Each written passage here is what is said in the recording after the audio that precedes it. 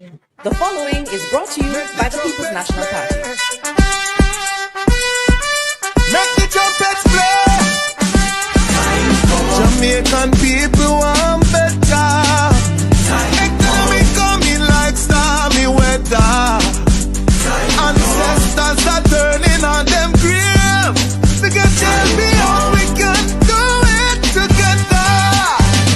When we look to the future of precipice, we see Jamaica needs the vision of the BNP.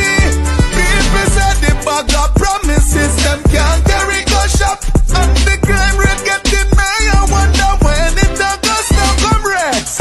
Jamaican people want better. Economy coming like stormy weather. Ancestors are turning on them grave.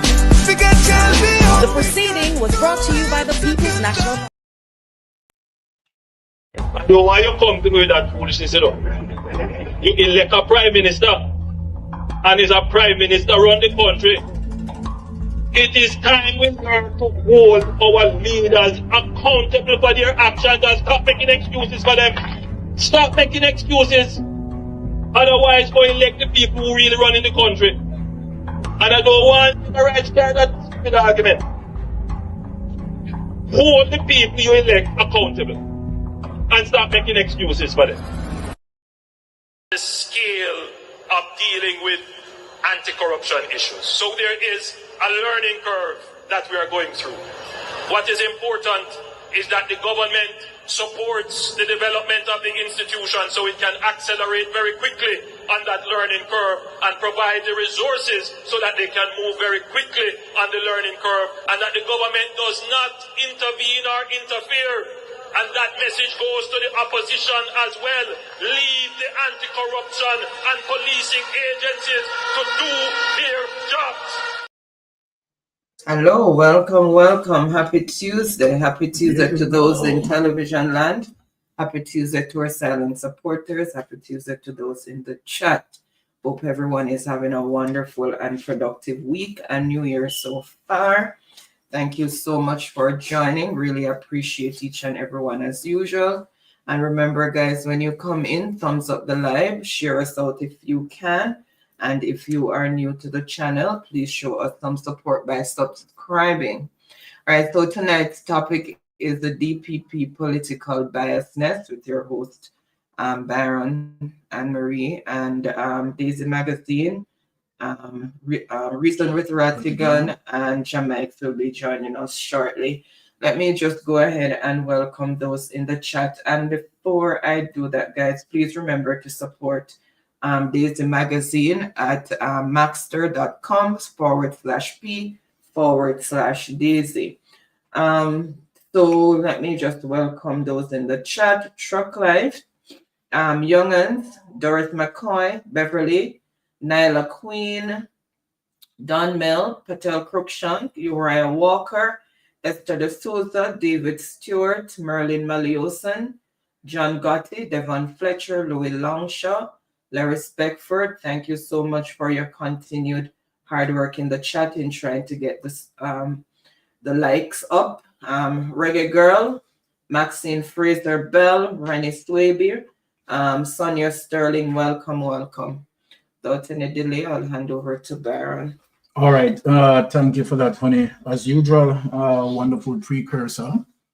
Right, in greeting and meeting our listeners locally and in the diaspora. Tonight, my people, we are going to be dealing with, a deep dive investigation as it relates to the DPP. Right, and highlight the DPP political biases that the DPP has.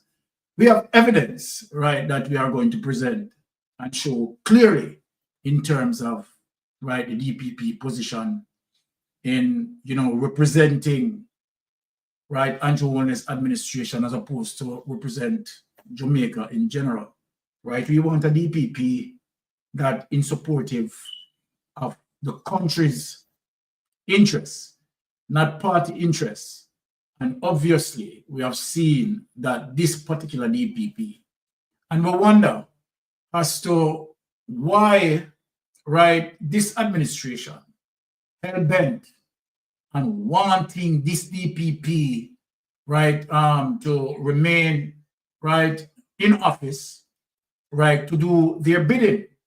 And we are going to prove that tonight. As I said, we are going to be, you know, diving deep tonight, right? A lot of persons are going to be alarmed in terms of the things that we are coming out with.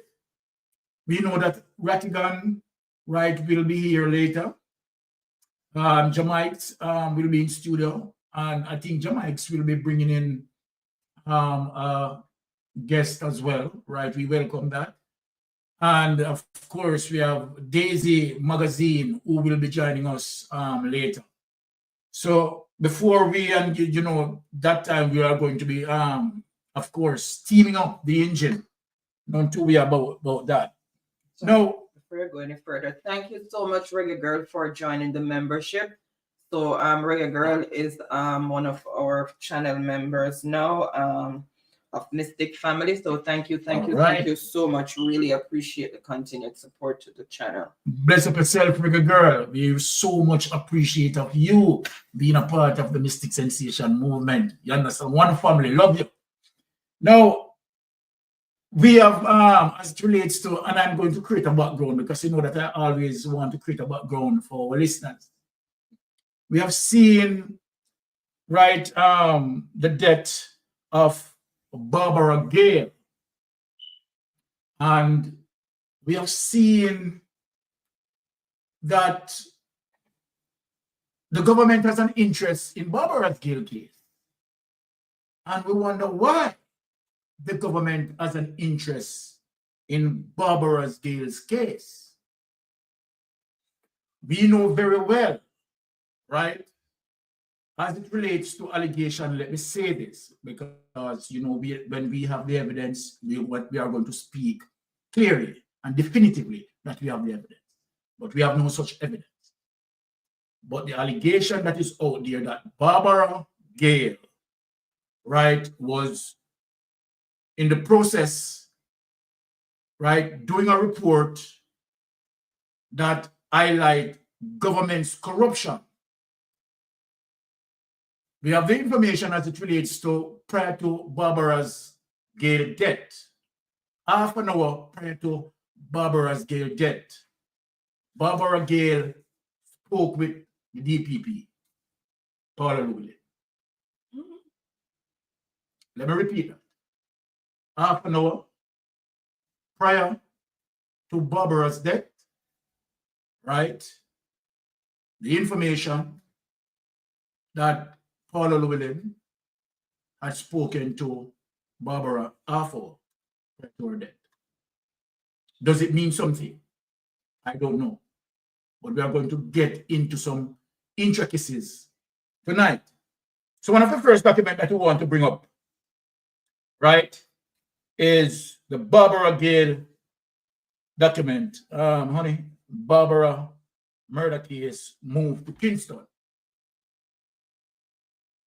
But we want to find out as to why the government would have an interest in the Barbara Gale case.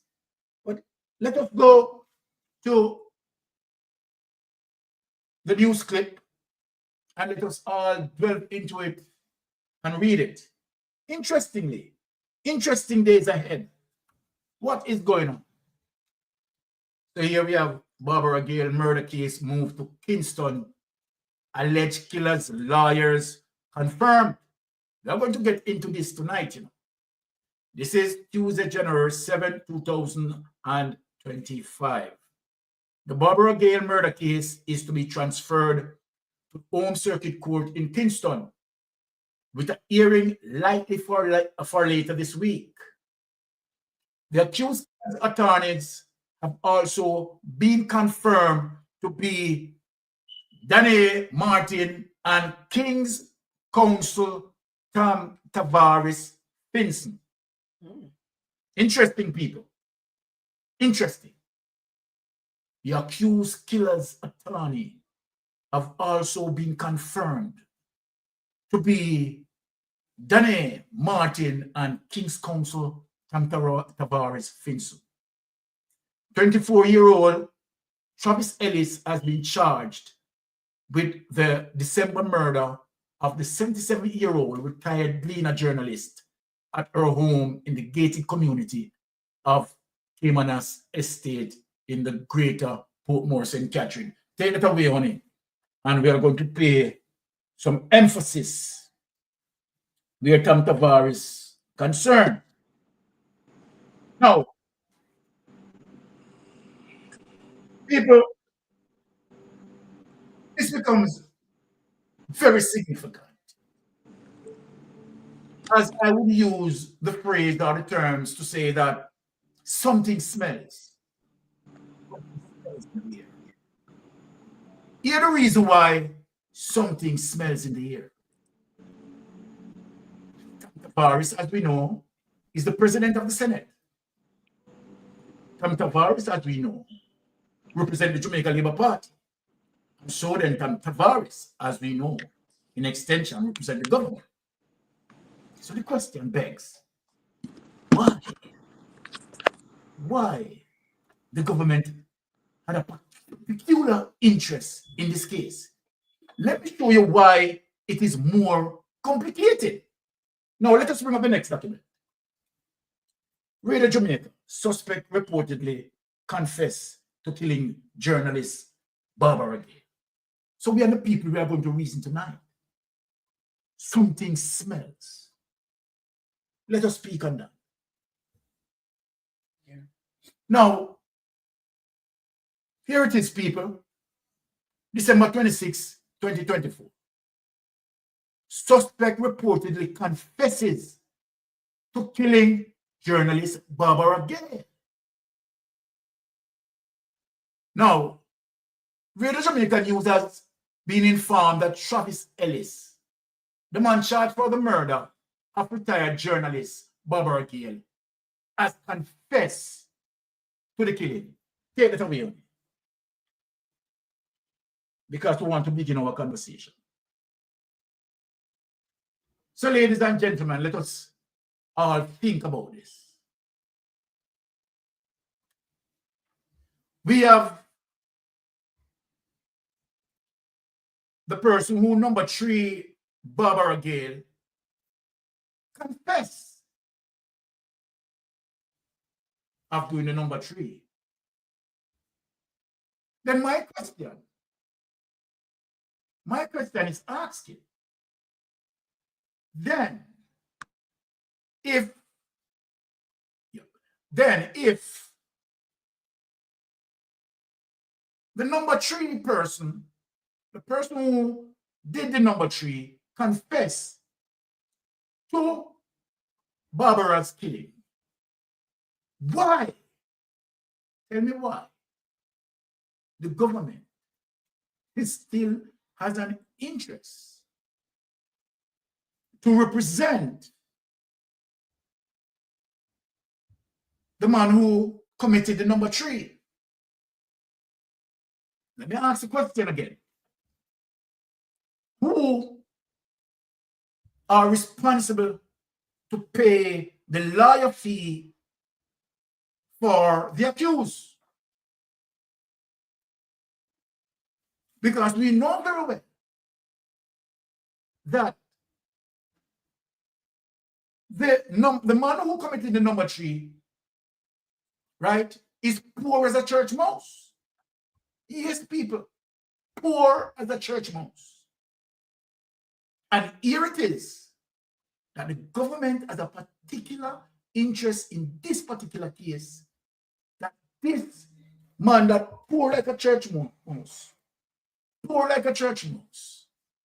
has been afforded 2 apex lawyers. Something smell, my people. 2 apex lawyers. With one of the lawyers, right, is the president of the Senate.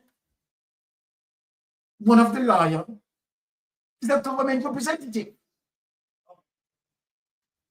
So then, what is going on in this particular case? And let me ask a question as an investigator.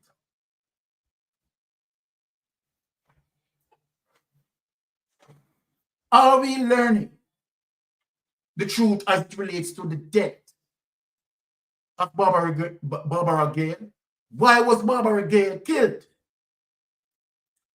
Was the person who was featured, right, as it relates to who charged? Question. I'm just asking a question. Is he the real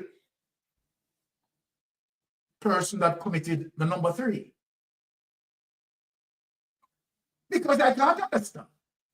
Like, okay, if you committed the number 3 and you confess to the crime, I mean, it's, you know, a simple case, open and shut case, done, right? We have evidence that, okay, all right, this is the person committed the crime. And of course, we have a caution statement. And let me tell persons what is a caution. And our caution ought to be executed. So the police caution the person who committed the number 3. Before the police caution this person, the person has to have in present either a JP or a lawyer. So let me read the caution off of my head to the fact that you understand I'm an old experienced cop. So the police now will question, before asking any question, right, will caution the man who committed the number 3. And the caution will go like this. First caution. Caution before making certain progress in terms of questioning. Do you wish to say anything? You are not obliged to say anything. And what that means, you're not forced to say anything. Anything you're saying, right, is of your free will to speak pertaining to the situation. So let us go back over the caution. Do you wish to say anything? You are not obliged to say anything unless you wish to do so. However, whatever you say may be taken down in writing and can be used in evidence against you.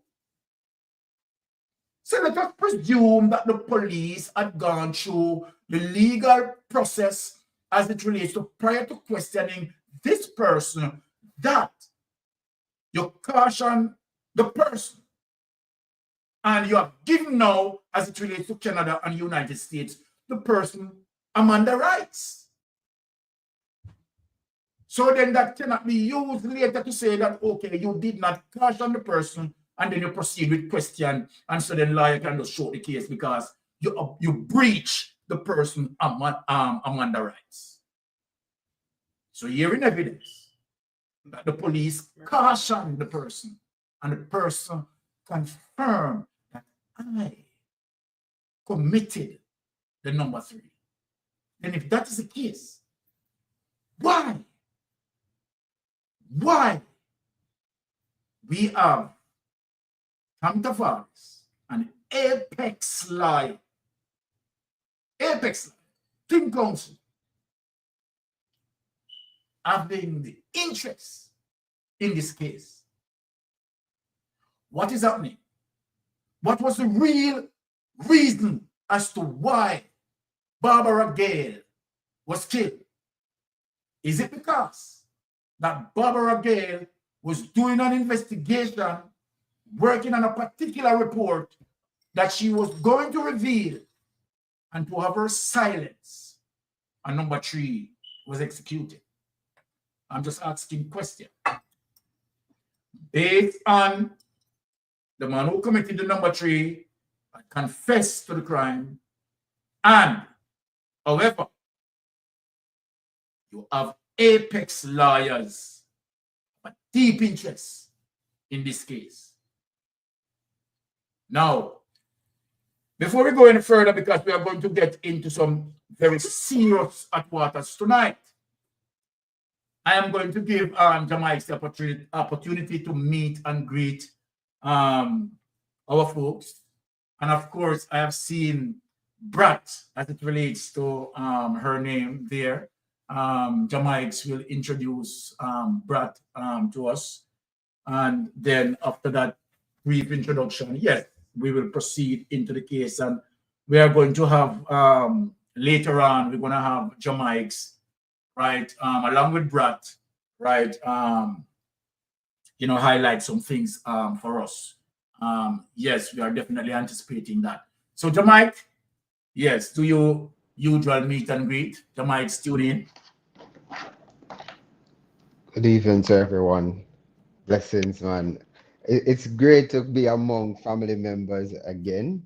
Auntie and the mystical duo, the duo that is formidable and always come. I love the analogy so far, Uncle Byron. Definitely. And every one of our family members, it's good to hear to be here to discuss again fewer business. Yeah. And Yes. I must apologize for not being present in terms of having my face and communicating. My apologies to the family, and I must say thank you ever so much for coming back another day. And Friday, most definitely, I will be up and going again. I am here with the lady. If you think that my knowledge is anywhere near good, this lady will make me look like I'm a student. Lady Brat and I, we communicate on a daily basis to our Jamaican people, not just talking about the politics of the land, but most fundamentally, we are about structuring and restructuring our society, playing our part to reshape and reform the mindset and create a different social space for our people. Brat, without further ado, please greet our extended family member in the diaspora. I introduce to you Mystic Sensation and to the rest of the diaspora, a lady of class, presence, vim, vigor, vitality, presence. Come true, Brat. Blessings. All right, here you go. A pleasant good night to everyone. Good night. Good night, good night. And we want to say a big welcome on Mystic Sensation. We are happy to have you here. Let me say that. Thank you very, very much. I have from time to time watched your program on YouTube, and I must say, very informative, very, very informative information that you put out. It's like a steam engine, to put it like that. It carries a whole lot of weight, and even the smallest of minds can understand exactly what is being said. There is no room for miscommunication or misunderstanding. So I like the fact that you break it down so even a 10-year-old child can understand what it is that you're saying. So thank you again for having me. Jamaica invited me. Thank you. As I said, welcome. And we are, really anticipating for you to lend us your knowledge here tonight while we proceed into the program. As I said, we'll be having Ratigan on panel and of course Daisy Magazine.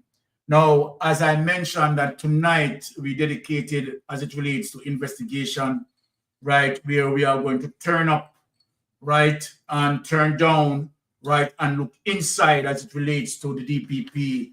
And let us ask ourselves the question, why the Jamaica Labour Party administration is hell-bent in having this DPP. Now, I am going to play something, right, before we get into, right, the DPP, wifey, without any delay, right, hardball talk. Let us take that out of the space, hardball talk.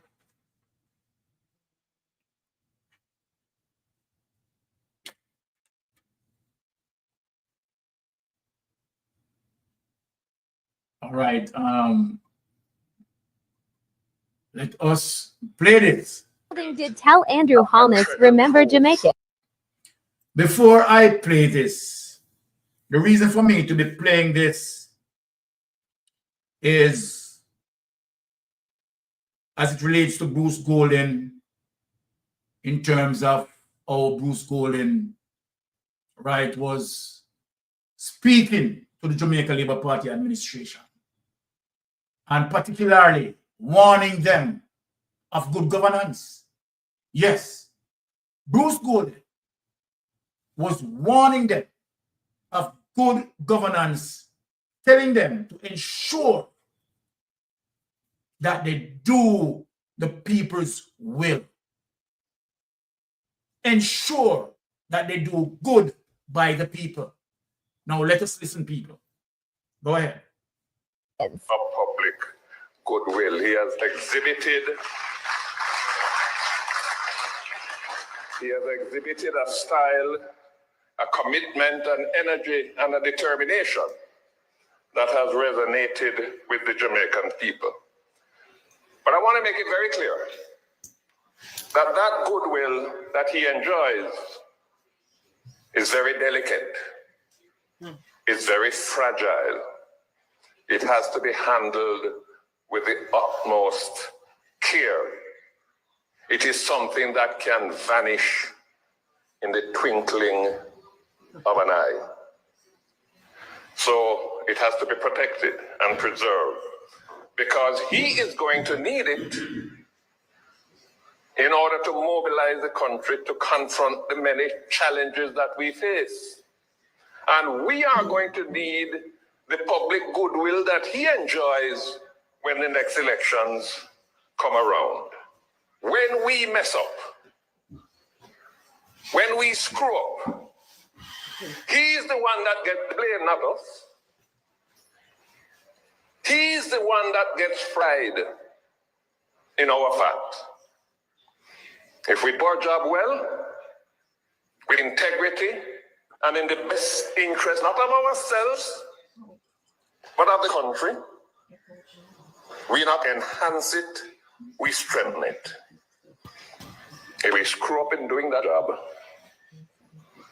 if we make the mistake of believing that the assignment we have been given is something that we are entitled to because we are good laborers, if we believe that we are put there to pursue our own interests or feather our own nest,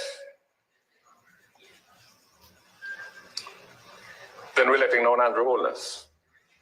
We're cold in the game. We must not let him down. I told him last week that he has accumulated political capital that I wished I had had. I said to him, as my leader, as my successor, and as my friend, you have that political capital. Don't be afraid to use it. Take that away, Oni. Let me talk to our people. Brought forward from then until now. I know for sure that Bruce Golden is embarrassed. Bruce Golden asks the members of parliament and those who strongly support Andrew Holness that they must not let him down. However, what we have seen and what we have seen manifested is that Andrew Holness had let down himself. As a matter of fact, Andrew Holness, from the onset in venture into the political environment, Andrew Holness had decided not to sign the code of conduct. Now, based on what Bruce Golden was saying to him, the first breach of good governance, because of course, his plan was premeditated in terms of enriching himself by any means necessary. And so then, instead of members of parliament who, as according to Bruce Golden, asking members of parliament to be supportive of him as it relates to good governance, Andrew Holness had lead the effort. I will not hesitate in saying criminality and corruption. Why am I saying this? Criminality and corruption as it relates to what had happened with Andrew Holness while he was the Minister of Education, right? Awarding contracts, assist in the awarding of contracts to government. Brought forward from then until as we speak in between the period 20 to 2023, we have seen Andrew Holness running $470 million through various accounts, 28, and running that, rinsing that through 3 of his institutions, Imperium, Estate Bridge, and Positive Media.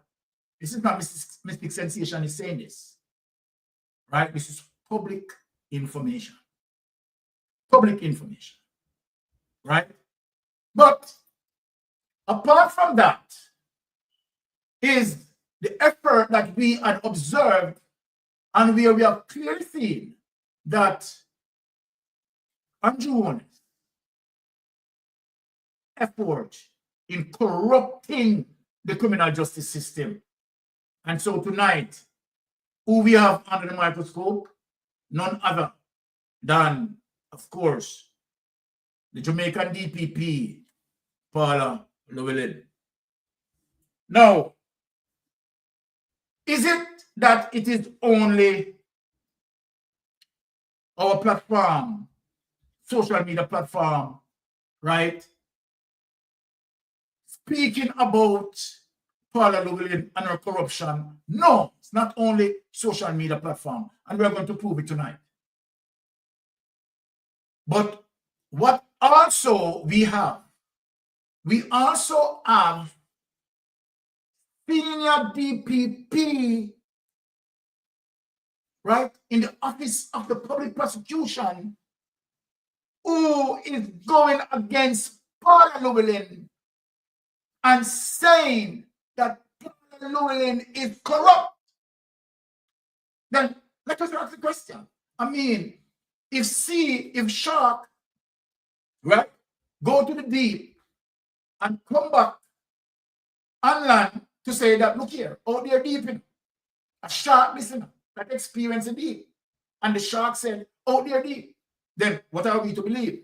Just say it, just using that phrase. However, I am saying that senior DPP, not one, is saying that Paula Llewellyn is corrupt. And we are going to prove that tonight. Now, apart from that, I mean, civil society, right? A portion of civil society is also concerned to say, hold on, Paula Llewellyn, based on what we are seeing here, all the red flags is showing that she's politically biased and outrightly corrupt. We have the evidence to prove tonight.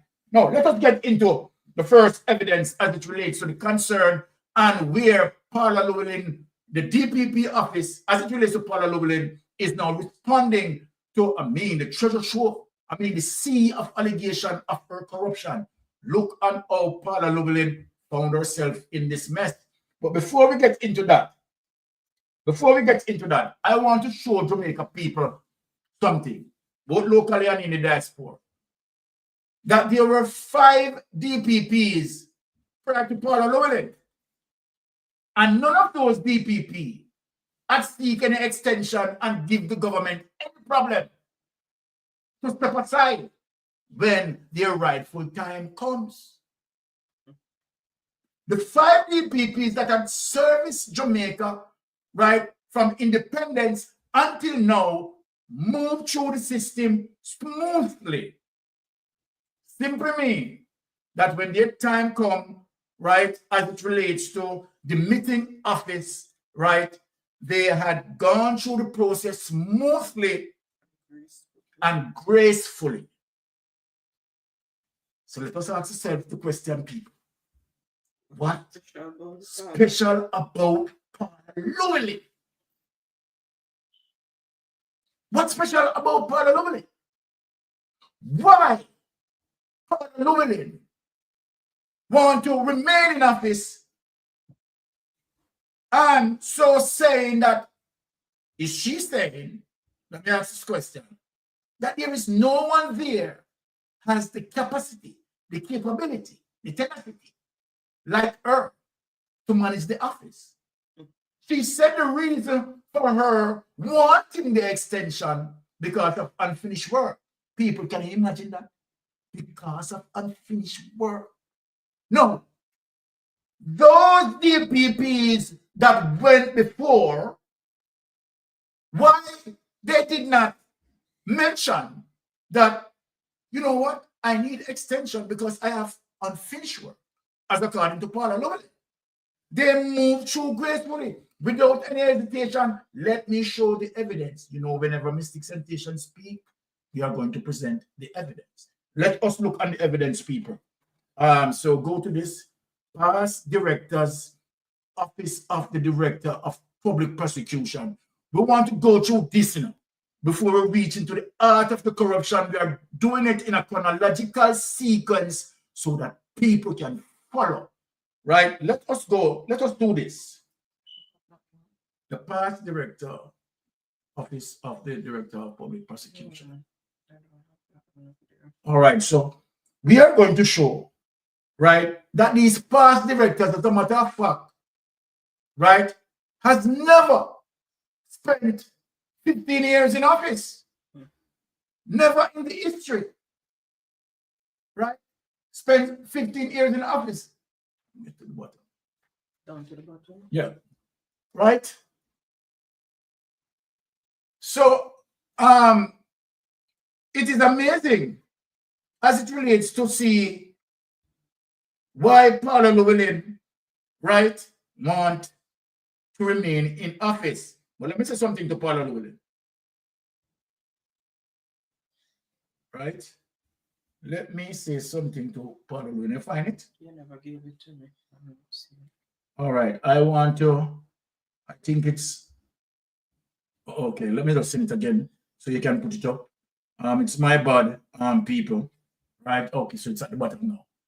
Okay, all right. Yes. Sometimes that is how it is. It's sort of, we have a lot of clips up. So, you know, we have to make sure our thing properly organized. So I want to take you through this, my folks. Right? Now, here it is. It's not shared yet. So we are going to share it now and make people see that when Mystic Sensation speak, we're speaking the truth.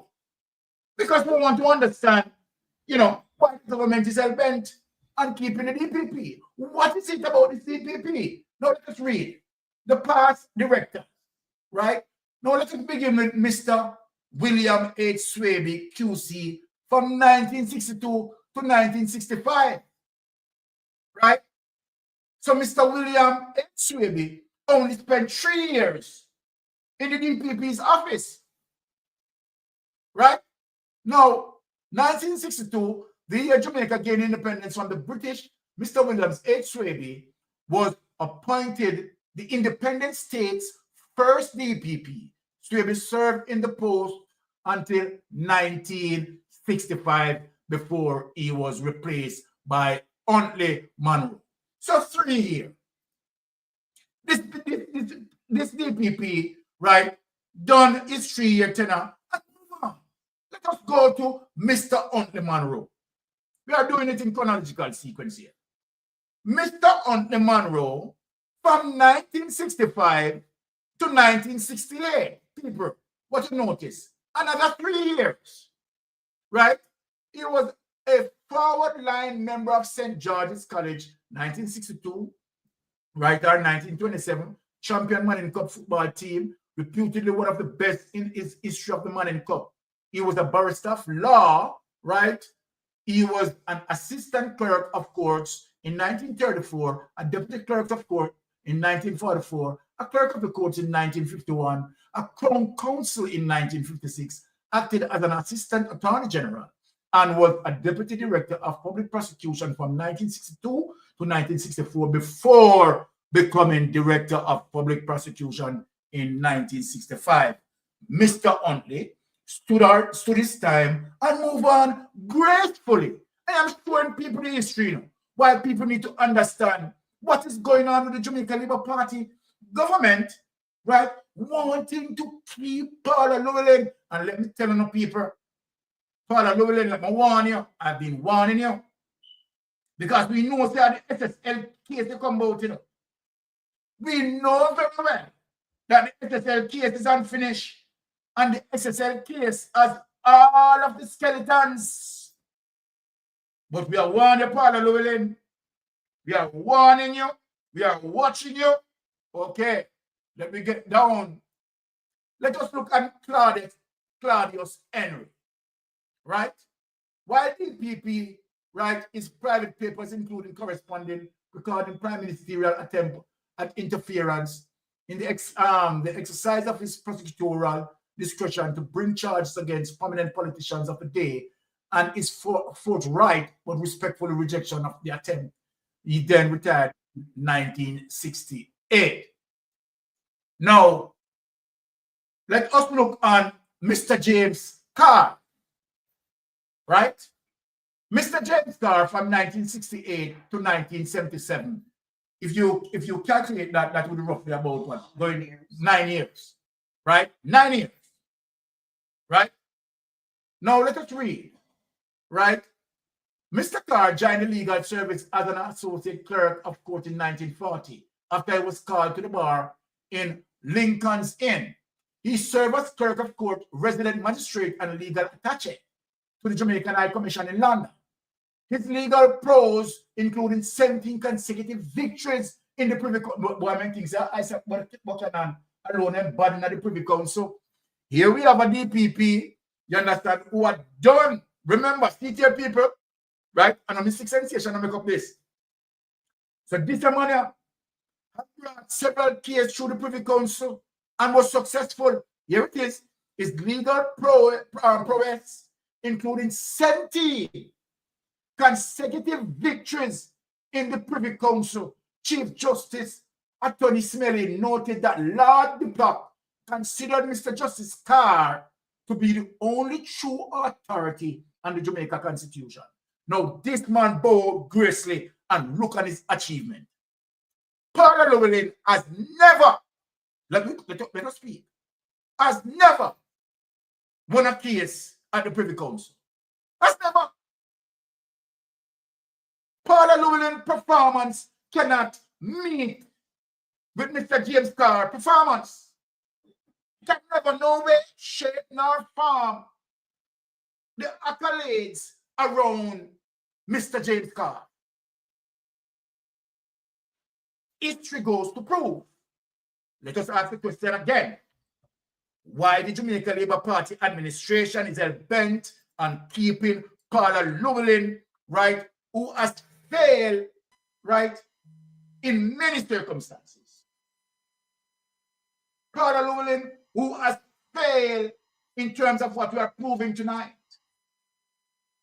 right, never can reach the hallmark of these persons. Now let us look on the Honorable Mr. Justice Ian Xavier Fort, right, from 1977 to 1988, right?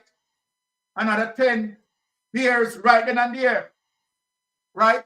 In July 2007, Fort was mandated by the then Minister of National Security, Dr. Peter Phillips, to review investigation into the controversial death of Pakistan cricket coach Bob Woolmer and present a report. He then became the judge of the Court of Appeal and ultimately president of the Court of Appeal.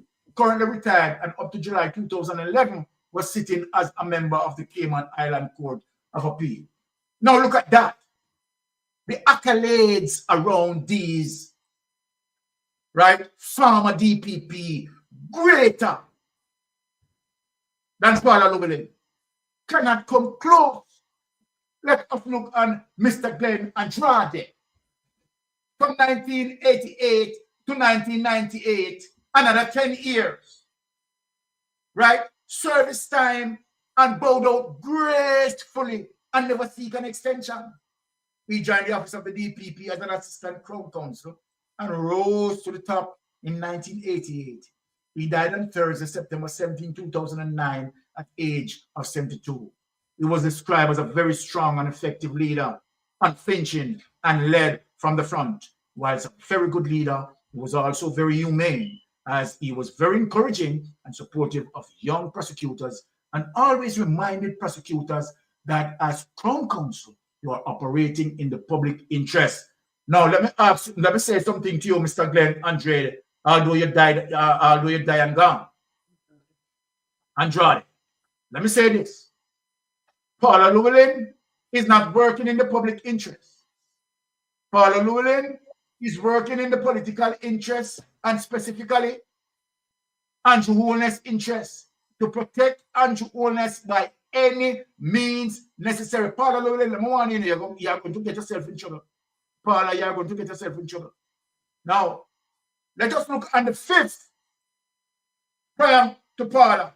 This is the person who stepped away gracefully and allowed Paula to take the office.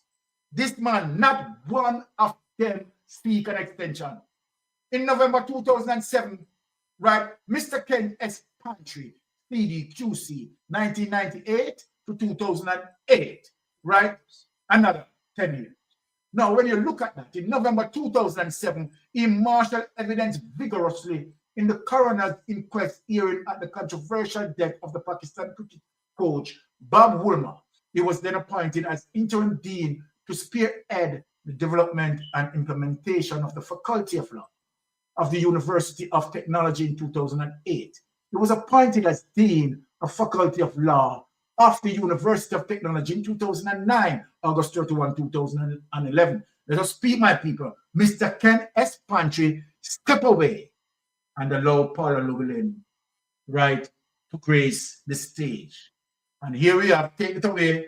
Honey, let me speak to my Jamaican people, because where we are going tonight, right, we are going into a very dark and deep area tonight, right, revealing the corruption as it relates to Paula Llewellyn, right, and why the government, right, wanting to keep Paula Llewellyn, and trust me, we know why. Now, without any delay, let me just have Brother Rattigan, right, grease the stage, meet and greet his people as usual. Brother Rattigan, we love when you're here, you know. You just brighten the place, so come on. Yes, sir. Come in, Brother Rattigan. Yes, sir. Good night to you. Good night to your lovely wife. And all right, I love the people out there in Mystic World, whether you're watching, listening, whatever. This is a good night to be here. Cold out there, you know. Cold, man, yeah. Cold. Because carry a bridge in the mind go work. So that's why I apologize for being late. But yes, you know, I love the topic as usual, you know. As usual, right.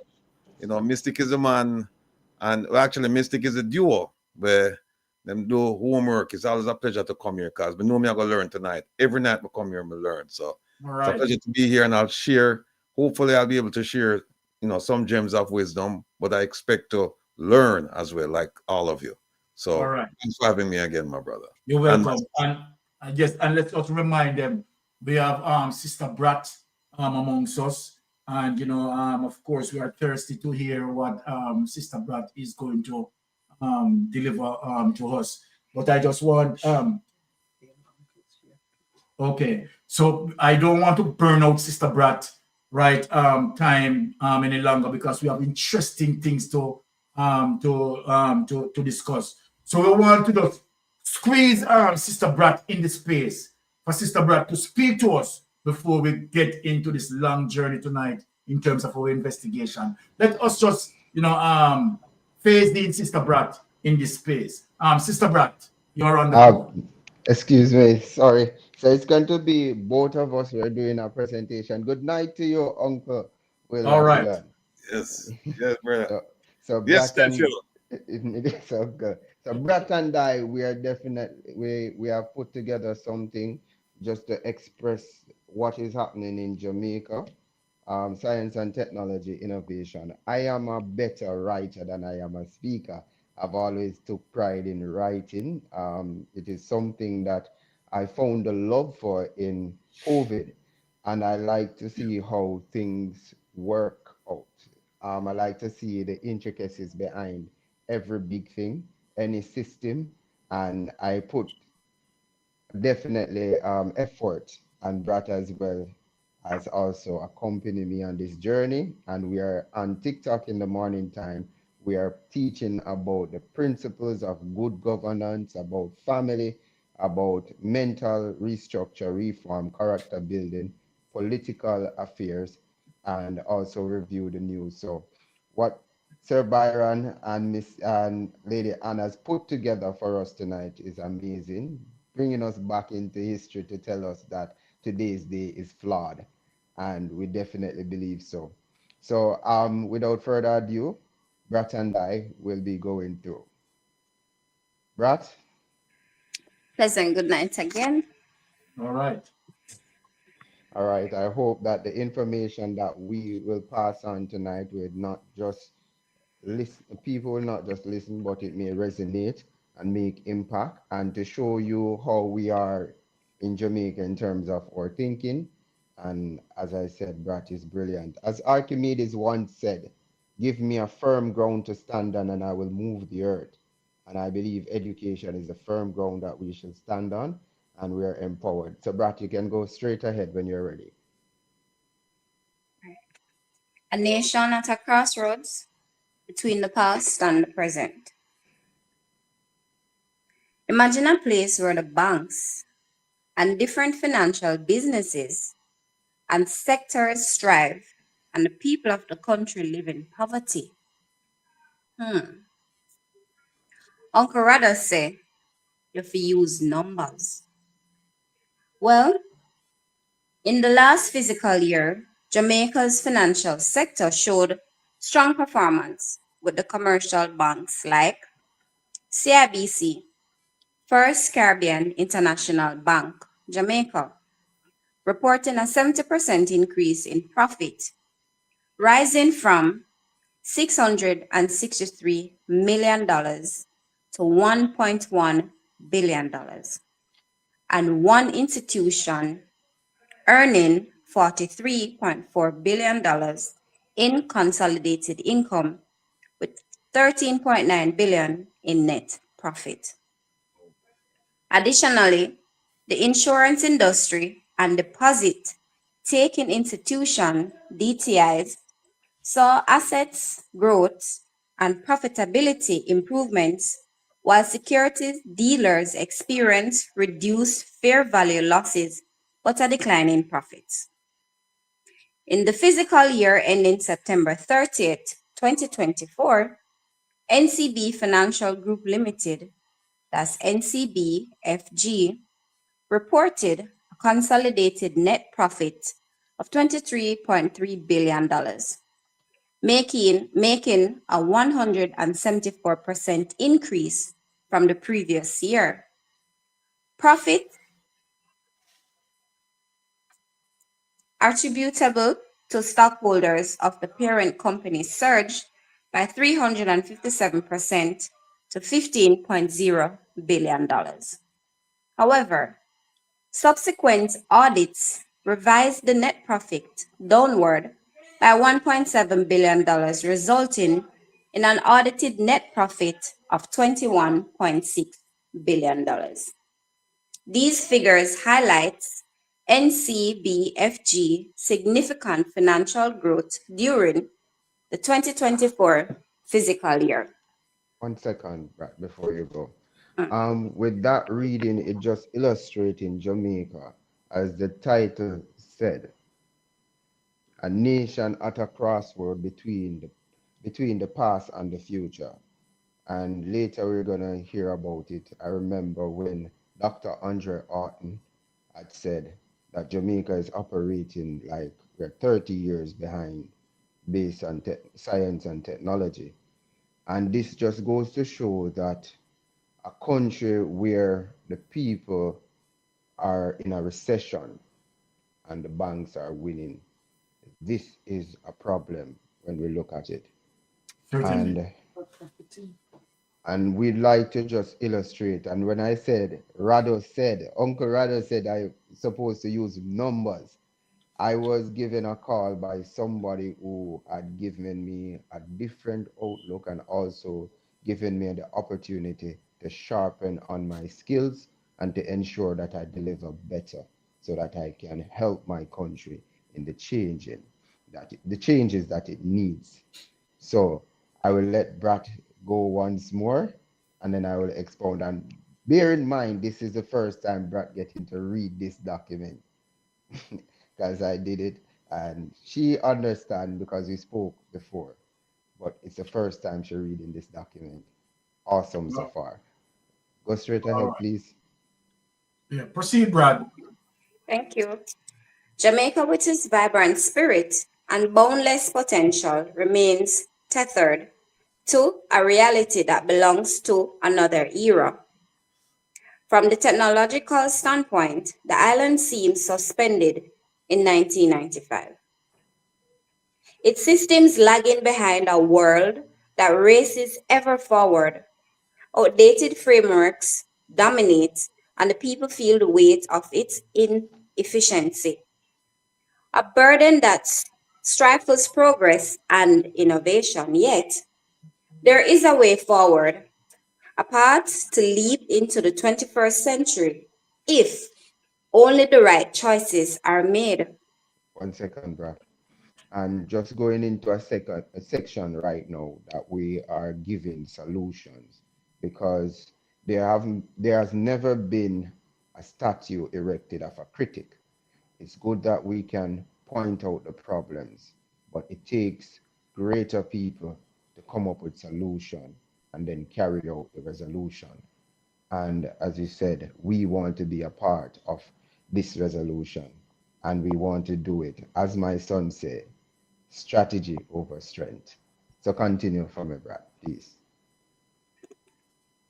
The Shackles of 1995. Dr. Horton, Statement on Reason with Ratigan Show.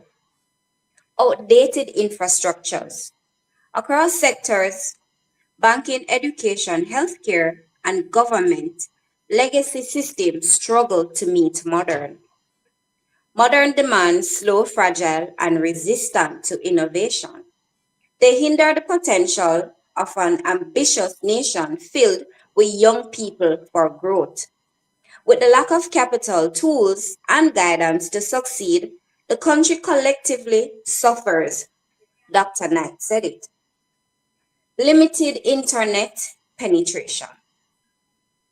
The digital divide runs deep, with rural communities disconnected and left out of the global conversation.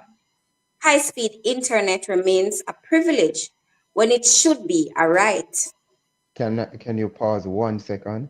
I want to mention needs, and Brad has a wealth of knowledge on needs as well.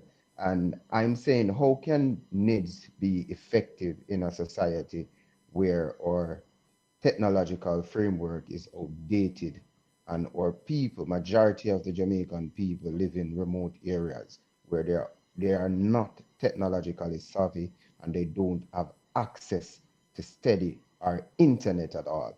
So therefore, we say no to needs. And there are many other things.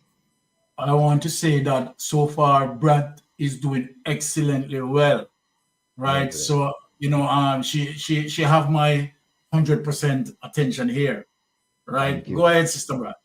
Continue for us, please. Thank you very much. Manual processes.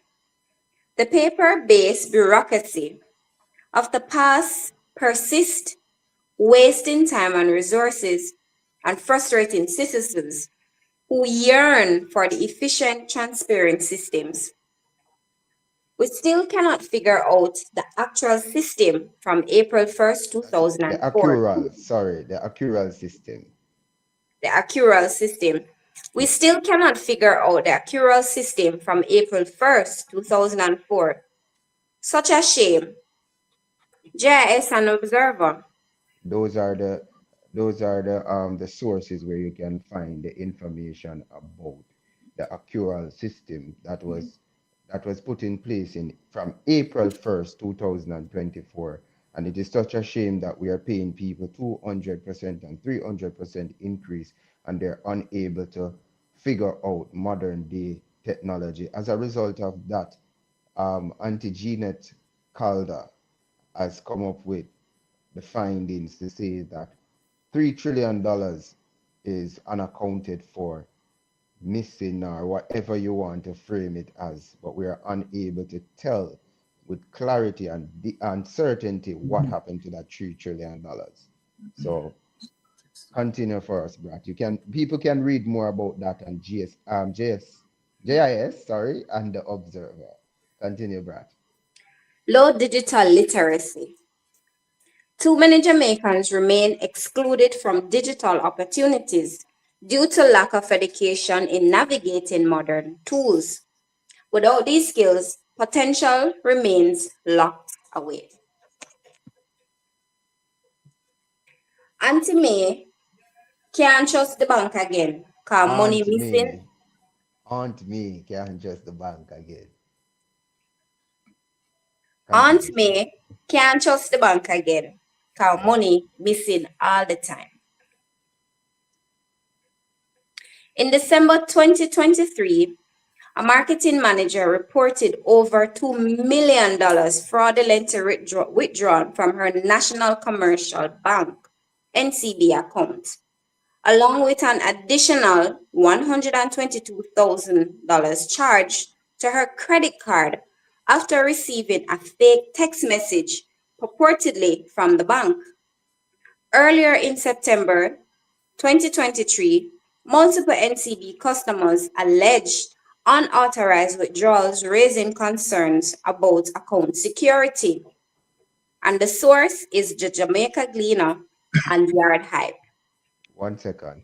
You see why Aunt May and the rest of people in Jamaica cannot trust the banking system, and as a result of this, we are not able to move forward as a nation because the people are not using their money to go into the bank, or they're very, very upset. They're worried.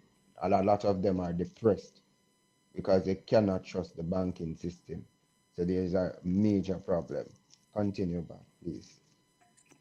The ripple effects of technological stagnation. Stunned economic growth.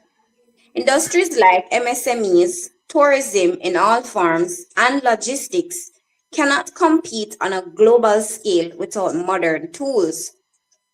The economy struggles to grow, restraining by the limits of old systems. Medical tourism. Jamaica can attract visitors seeking affordable... 1 second. We're giving examples, We're giving examples of the different type of tourism. And this is just 3, and there are others. We're just quickly giving 3 of them to say if we have proper infrastructure in science, technology, innovation, tourism can strive even more. So these are 3 examples. Please go ahead, Brad. Medical tourism. Jamaica can attract visitors seeking affordable medical treatments, wellness retreat, and recovery in a serene tropical environment. Ecotourism. With its lush landscape, blue mountains, and unique biodiversity, Jamaica offers ecotourism opportunities like hiking, bird watching, and exploring protected areas. Cultural and heritage tourism. Visitors can immerse themselves in Jamaica's rich culture through reggae music, historic sites like Maroon Village, and traditional cuisine. How Jamaicans feel. Financial exclusions. Many citizens and small businesses remain outside formal financial systems, unable to access mobile banking or digital payment solutions that drive inclusion in other nations. Missed opportunities. While the world embraces e-commerce, fintech, and digital exports, Jamaica watches from the sidelines, missing out on transformative opportunities. Brain drain. Bright minds leave the island, seeking nations with better technology and opportunities, further slowing Jamaica's progress. Can you pause there 1 second? I just want to stress on that a bit about brain drain, which we experience two ways. So Jamaica is in a conundrum where the brightest of us will leave the country, and as a result of that, it's not just the body that will leave the country, it is the expertise that have left the country, and as a result of that, Jamaica suffers. And people who are here, they're underemployed, meaning after coming from the universities, they're unable to get paid for their education. And we have the BPO sector taking most of the smartest people in Jamaica. Ironically, the former finance minister said that he was raising the salaries of government officials because he wanted to first attract and to retain the brightest minds. He's not here, so I guess he's not. And this is one of the points that we definitely want to show people, that we are experiencing brain drain, and it has caused our country to be in the storm that it is. Continue, Brad.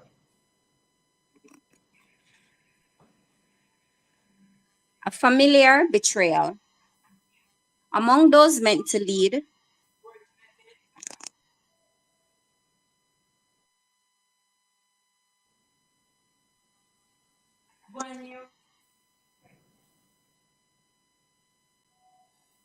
familiar betrayal.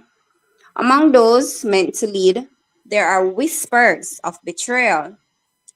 A man once entrusted with Jamaica's economic reins, Nigel Clark, spoke eloquently of reform. Yet now, his name is tied to murmurs of self-interest, accused of using the struggles of the Jamaican people as a stepping stone to his International Monetary Fund gilded halls. Remember, he once called our teachers unpatriotic. Where is he now? 2022, 1,538 teachers resigned between January and September. 2023, 854 teachers resigned between January and August, a 44% decrease compared to the same period in 2022. 2024, exact figures not yet available, but the trend continues. The source for this information is the Jamaica Gleaner article titled, "Give Teachers Better Pay to Stay." Maluk urges government, published in 2023. In this narrative, the promise of prosperity became mere stepping stones for personal gain, leaving the nation to grapple with its technological shackles. As a broken society that is currently in a recession, conclusion, from 1995 to 2025, the way forward. The future is not out of reach. To bridge the gap, Jamaica must: 1. Build digital infrastructure. High-speed internet for all, rural and urban alike, can connect the nation and drive participation in the global economy. 2. Modernize systems. Replace paper trails with digital platforms in government, healthcare, and education, unlocking efficiency and transparency. 3. Support innovation. Foster a culture of tech entrepreneurship through funding and mentorship. Allow solutions tailored to Jamaica's need to emerge. 4. Invest in digital education. Equip citizens from youths to elders with the skills to navigate the digital age confidently. All 5. right. 1 second, Brad. Thank you. All right. So thank you very much for listening to our message of understanding of what is going on in Jamaica. We just want to say very much thank you to Mystic Sensation to allowing us to voice our opinion, and for all those who are in the chat and who find the information valuable. We will continue to hear the program from Mystic Sensation. And thank you, Sir Will Rattigan. And Uncle Rada said, I must use more numbers, and I will be using numbers. All right. So thank you All ever so right. much. And we'll definitely I'll see you back on Friday, where I will be sharp and ready and good to go. Thank you ever All so right. much. Well said, Jamaics. And Brad, I hope that this is not your last time on the program. You'll be coming back and talking to us, right? We love the delivery, right? In terms of not only speaking about the atrocities that left behind by Nigel Clark, but also explaining, right, means and ways in terms of moving the economy forward.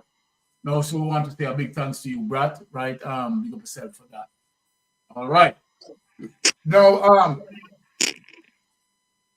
let us get into now the art of the program as it relates to the DPP, where Paula Llewellyn is concerned, and we are going to speak in terms of deep dive, right, as it relates to the DPP, and show Jamaica clearly, right, the political biasness of the DPP, and right, try to have an understanding of why Andrew Holness, right, particularly the Jamaica Labour Party administration, wanting, right, element in keeping the DPP as a result of making sure that they win their ticket from being prosecuted.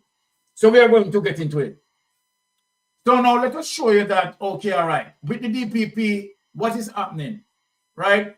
Civil society concerned, right? People outside of Jamaica is concerned. People within the DPP's office is concerned. Now, here is Paula Llewellyn responding to the mountain of concerns that people have. Here is the evidence. Paula Llewellyn is responding to that. Now, the office of the DPP, corruption matters. And that's why we say corruption matters. You have to be the DPP for Jamaica, not the DPP for Andrew Holness. So let us get into that. And then, of course, deep dive that we are going to get into the situation here. Now, let us bring up that so that the people can see as it relates to the DPP response. So we are saying that it is not only social media speaking about Paula Llewellyn corruption. Now, this coming out of the office of the Director of Public Prosecution, Paula Llewellyn is in response, right, to, right, the allegations of her being corrupted, media release, re-allegation by certain entities of failure of the office of the Director of the Public Prosecution, right, to prosecute 40 referrals sent from the office of the Contractor General. So people, look at this. The office of the Contractor General, right, that merged itself into the Integrity Commission Act 2017, right? And so this was prior, right, to the Integrity Commission Act 2017. So I want people to be mindful of that and the allegations of Paula Llewellyn with her level of corruption. Now, let us go to bulletin point 1. Recently, complaints have surfaced, in the media concerning the ODPP's failure to prosecute some 40 referrals that were sent by the OCG, Office of the Contractor General. These referrals were forwarded to the ODPP during the tenure of the former Contractor General, Mr. Greg Christie, who submitted official reports to Parliament and issued public statement mischaracterizing the nature of these referrals and criticizing the posture of the ODPP in its decision not to prosecute these matters.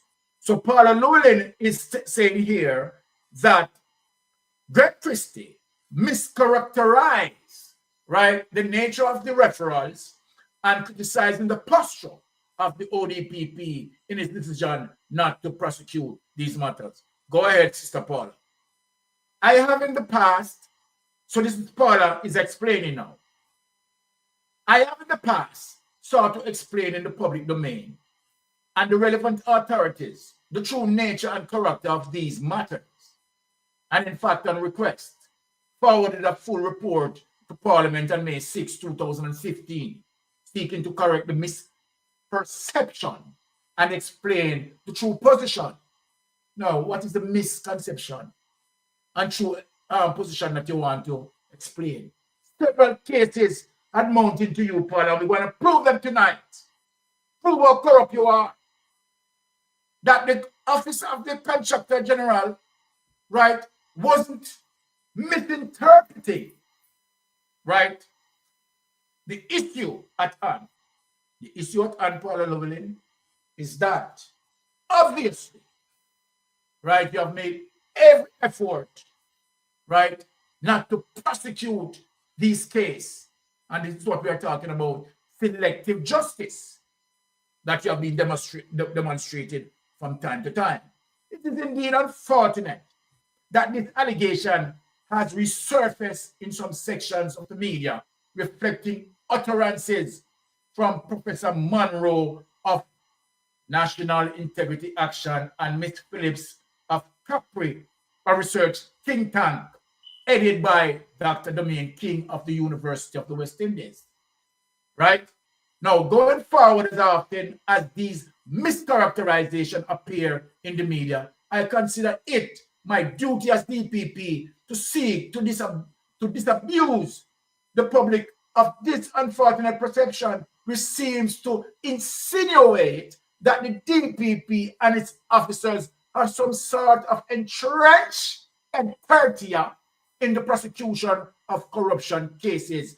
And while you can use your pretty word, Paula Llewellyn, right, we know that you are corrupt, right? So then only take that away. Take that away. You are getting there.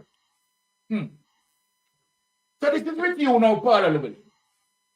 Now we are getting no serious, no one bringing up the true evidence of the corruption. That whenever you are being approached as it relates to your misrepresentation of justice, you use your big words and you try to say that, you know, they are accusing you wrongfully. Now, just look from when you have been accused of being culpable in terms of selective justice. But hold on. Since you are saying all of that to say that, oh, you know, they are accusing me, and they want to make it look like, you know, the DPP's office is corrupt, but the truth told, the DPP office is not corrupt. Okay. We have solid evidence tonight that we are going to prove to you and the world. Undisputable evidence that we're going to present tonight. Now, let us get into this before we get into that, because tonight, bombshell. Now, Pettins, NNN at 5 p.m. Right? Let us find that. And then we get into the art of the corruption with Paula Llewellyn. And where we're going to show the nation The Director of Public Prosecutions, Paula Llewellyn. If you haven't heard, the Court of Appeal has cleared the way effectively for Paula Llewellyn to resume her duties as DPP. DPP, I want to play for you a clip, and then I have a question for you after. Here's a clip. When you can have a report that says that 6 people are being investigated for illicit enrichment, it means that then take the government, the public money and enrich themselves. And that it means, you know. And when you have something like that coming up and the government is going to try and attack the body that is put in place to deal with these things that is putting out the report, it must be kakistocracy. The Director of Public Prosecution inserted herself in the matter before the investigation complete. She started criticizing the Integrity Commission, and therefore I stand from this platform and say, Paula Llewellyn, go your yard. Nobody don't want you continue in the office because you've already shown your colors. That's the General Secretary of the People's National Party, Dr. Dayton Campbell. DPP, in that clip, he says, you have already shown your colors. And I wonder if you worry that going forward now, there is this taint, this allegation that you are biased politically towards the government. Mr. Brooks, you are talking to Paula Llewellyn, who one of the first acts of my office was to oversee and represent the U.S. government in the extradition of Mr. Cook. You're talking to the person who had to make the decision to have a search warrant issued for a minister of government. Was it Joseph? I can't remember his last name, in terms of my role as the authority for mutual legal assistance. Joseph, I can't remember, he was a junior minister. Joseph Hibbert. Joseph Hibbert. Mm-hmm. Under, I think it was a JLP, yes, a JLP government. I am very faithful to the code of conduct of a prosecutor. I've been a prosecutor for 40 years. I was a prosecutor long before Dr. Campbell probably even did medicine. I just look young. I have prosecuted and made decisions in many.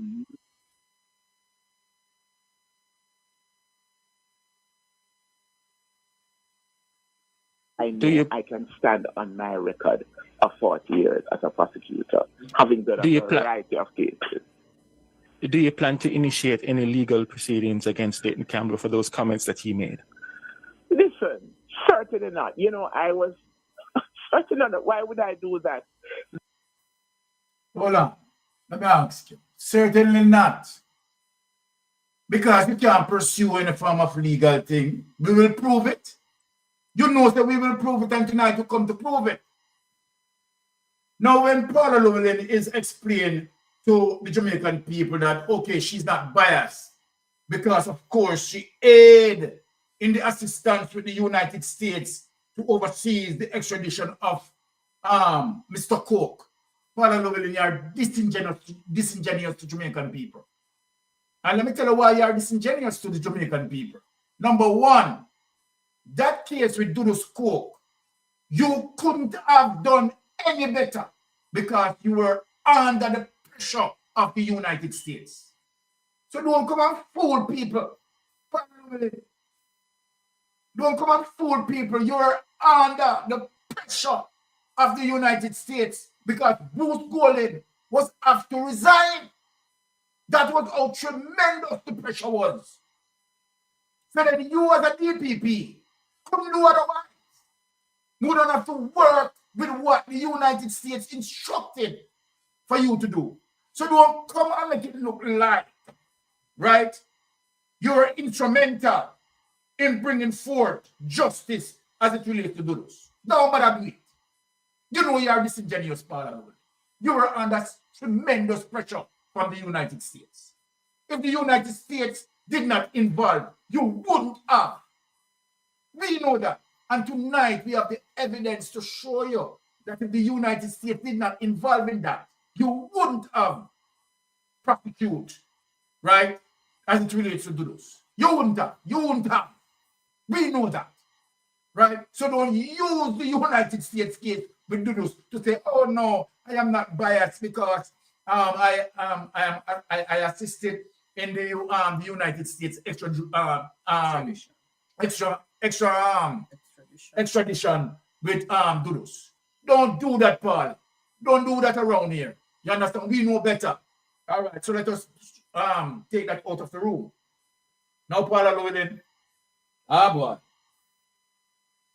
We are going to get into the case to show the entire world, right? How political bias you are. You see? You went on CNN. You went on Big Mama. You went on Big Mama, right? To tell Jamaica, to put the whole over Jamaican eye, that no, I am not bad.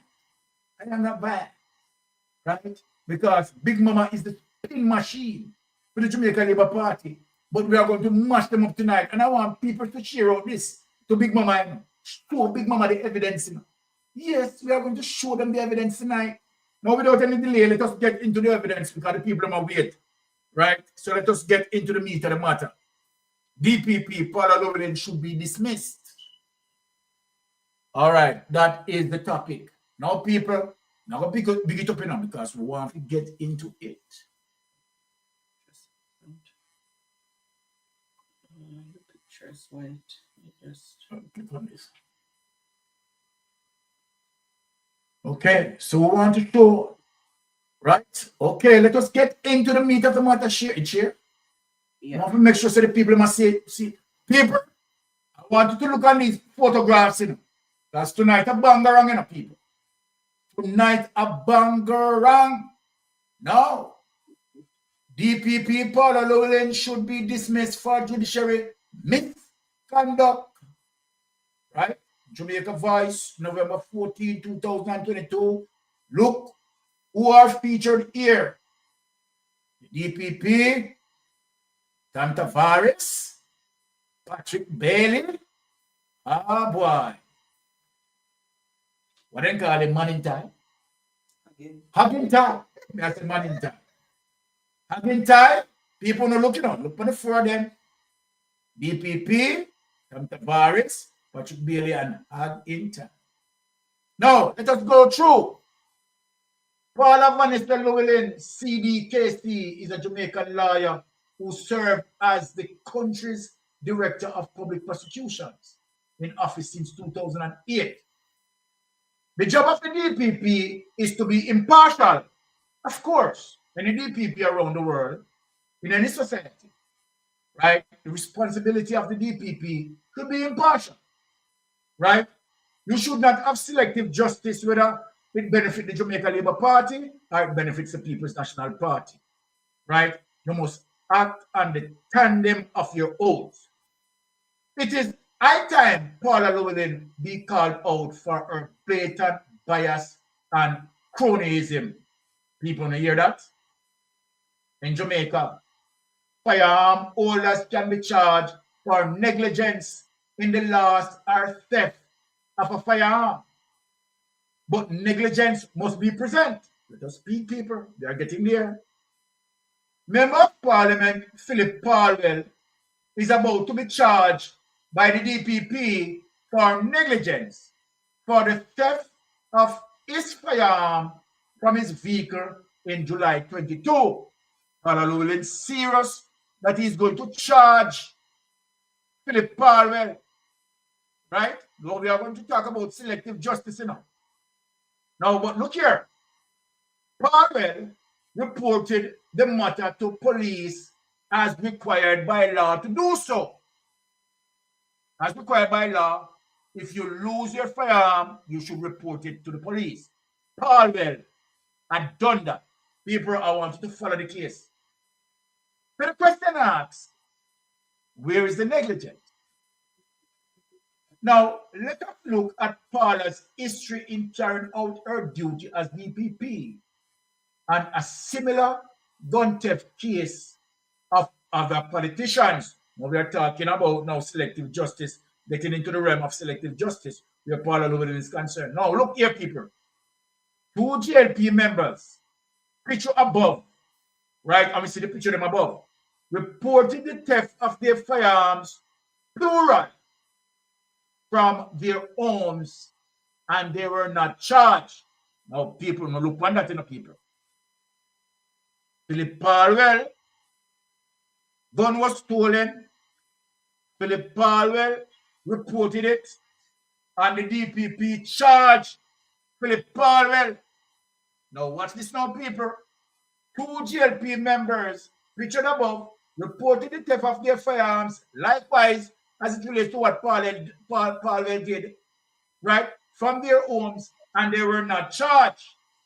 Now, Robert Montague, GLP member of Parliament of Western St. Mary, reported the theft of 2 guns from his home. Let me get into it. Police to question GLP chairman following theft of his weapon. This was July 29, 2013. Leave the people, you have the evidence, you know. Paul Llewellyn, I never know so we have the evidence. Let me ask you, Paul, you never know so we have the evidence. Robert Montague, GLP chairman. Dr. Paris, GLP Senate president, reported 2 firearms stolen from his home. Tavares is the father-in-law of the late Dog Pa.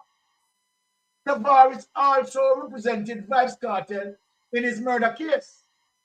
Senate president's guns stolen. Now, detective assigned to the St. Andrew North Police Division have launched a probe into the theft of the 2 guns from the home of Tom Tavares Finson, president of the Senate. Patrick Bailey, this barred attorney, was the lawyer of the Prime Minister Andrew Holness in 2016. We get to it, people.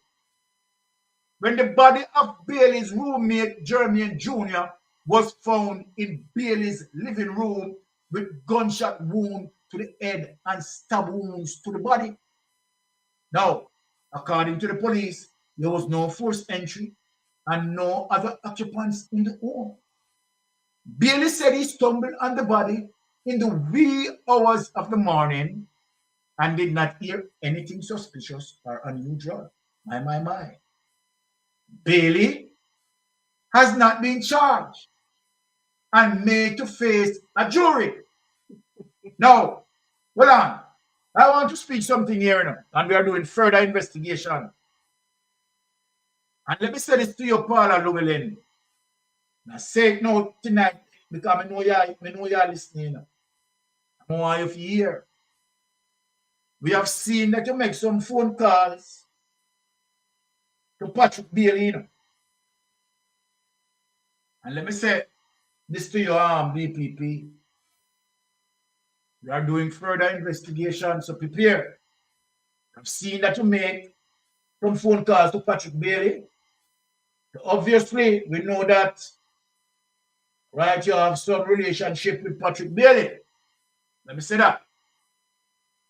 Now, he was sent in bed rest by doctors. Bailey is an affiliate of the Jamaica Labour Party. I prove the evidence them tonight. The DPP must tell Jamaica why she hasn't charged GLP members Montague and Tavares for 2 stolen firearms each. Why she did not charge Patrick Bailey for murder.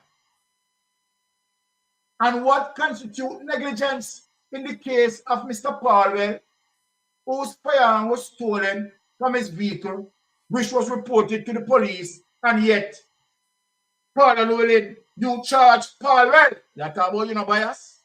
Me and you tonight. Palwell should challenge Paula's decision. She should tell the country why Palwell should be charged, but not Montague and Tavares, who lost 4 firearms altogether. Come on, Palwell. Come on. Take that away. Take that away. Now, let me just go to the panel that are at the because we have more evidence to prove here. Brother Ratigan. Yeah, you made a statement and I was just making a phone call to arrange some things, you know, so I was told to call back.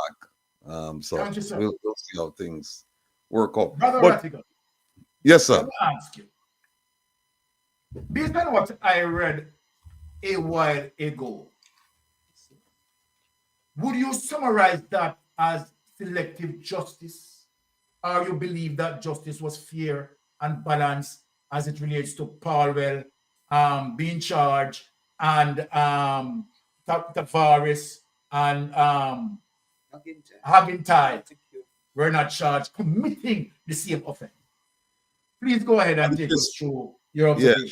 Yeah, on the face of it, it would appear as if there was some injustice done on the face of it. She may have some information that we don't know about, but what the information we know about, it certainly wasn't fair. It wasn't equal justice under the law.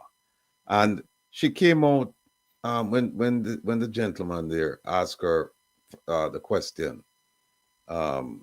She started out. She paused, and then she started out in a weird way, you know, as if she was kind of challenging him and saying that she's been a prosecutor for 40 years. But you can't be doing something for 40 years and do it wrong, you know. Just because you're doing it for a long time doesn't mean you've been doing it the right way. And sometimes you need people to tell you that you need to do a course correction. Because, you know, when you sit in that ivory tower and you think that you're it, you know, and you make all the decisions, you're not always right. We're only human. We're subject to all kinds of frailties. Frailties of the mind, frailties of the spirit, frailties of the soul, frailties of the body.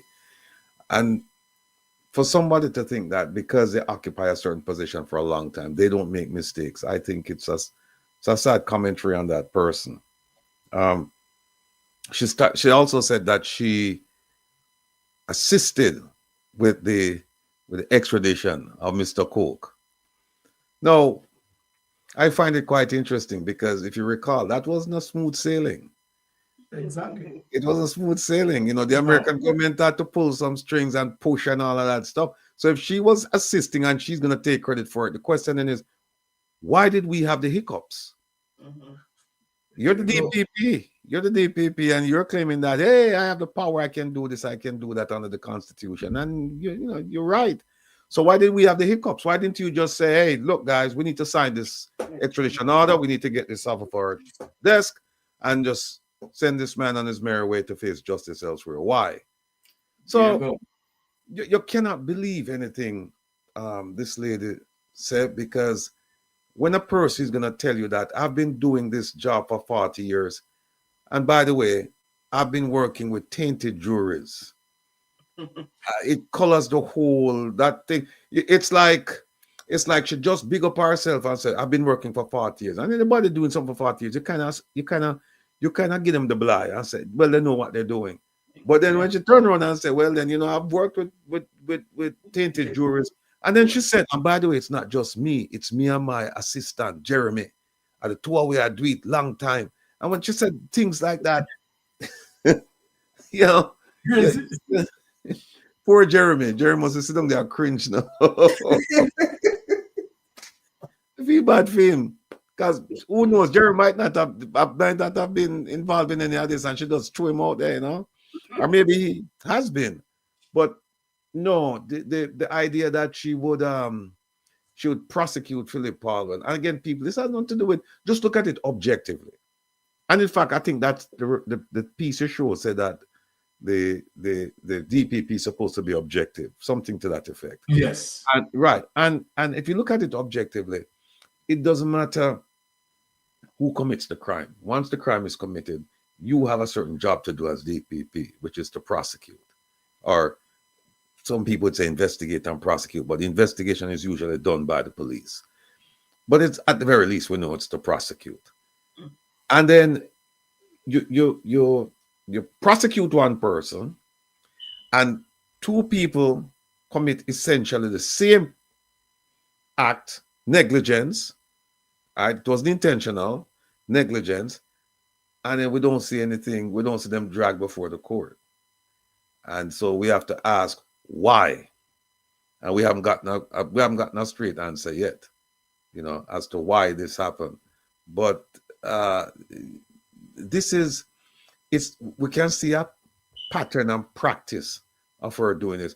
I know sometimes, you know, sometimes you do a job too long at a time for you to move on, you know, because you get stale and you start, you know, depend on your game anymore.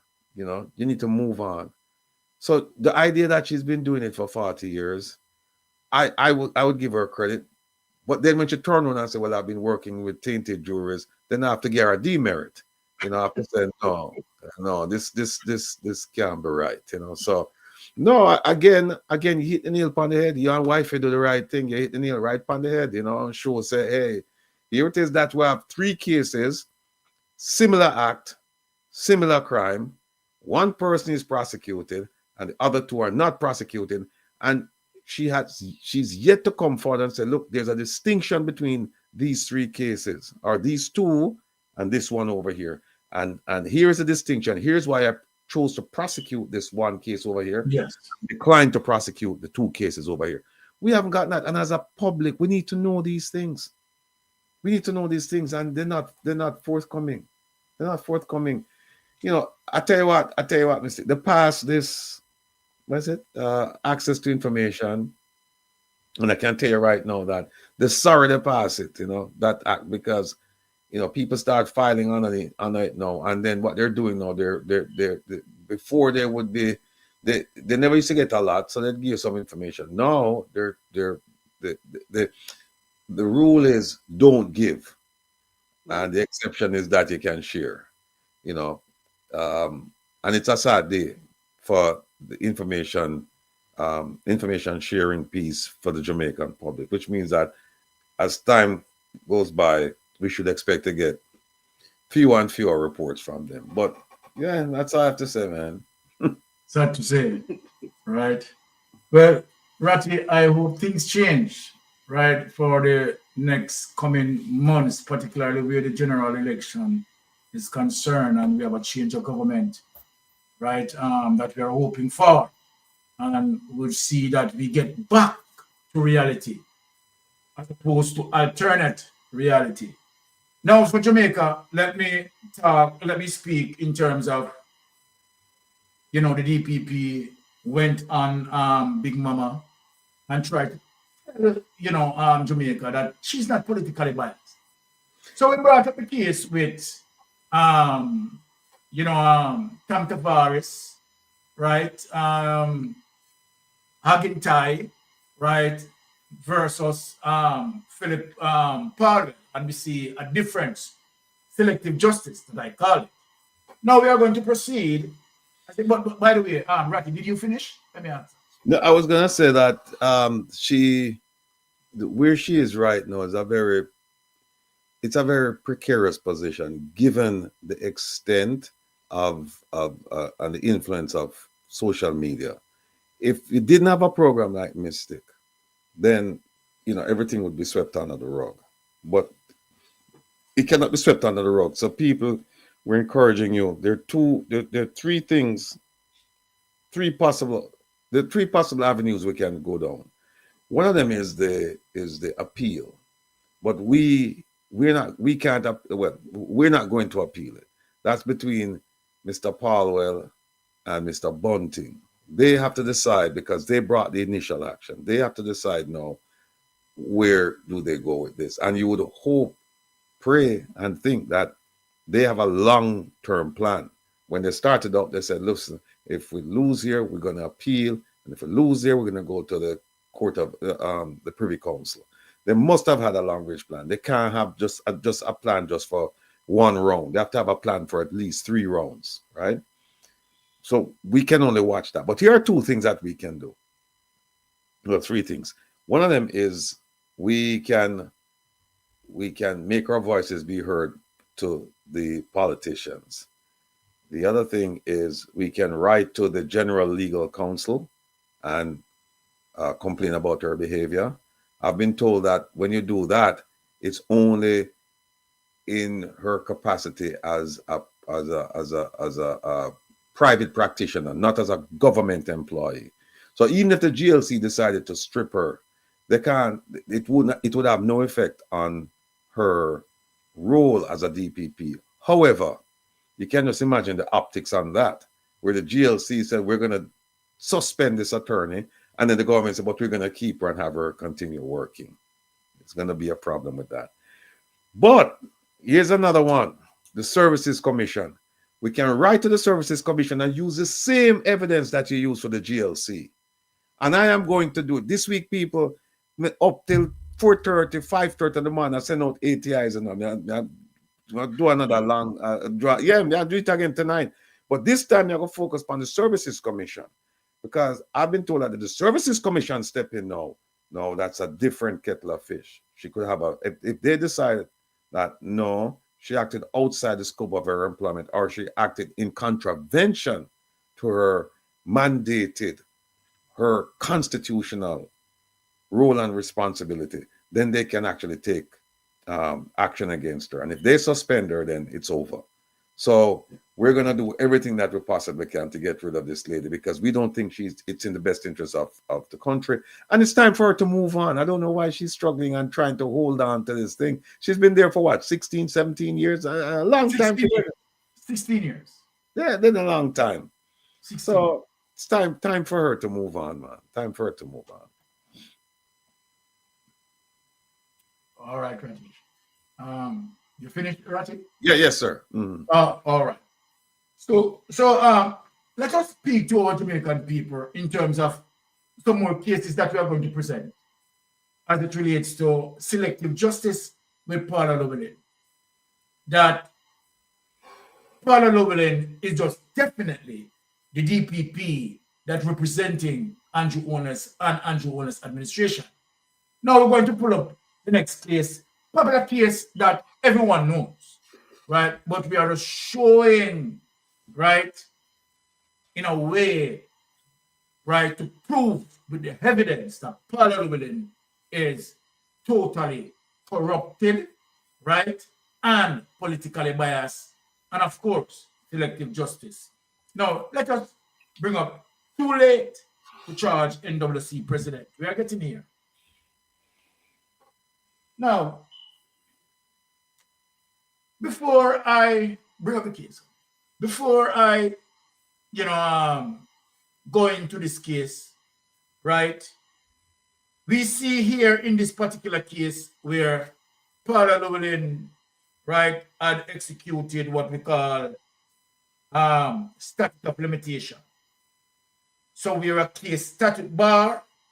That means the time has elapsed as it relates to, right, the time to prosecute the case. And so then the case is statute bar.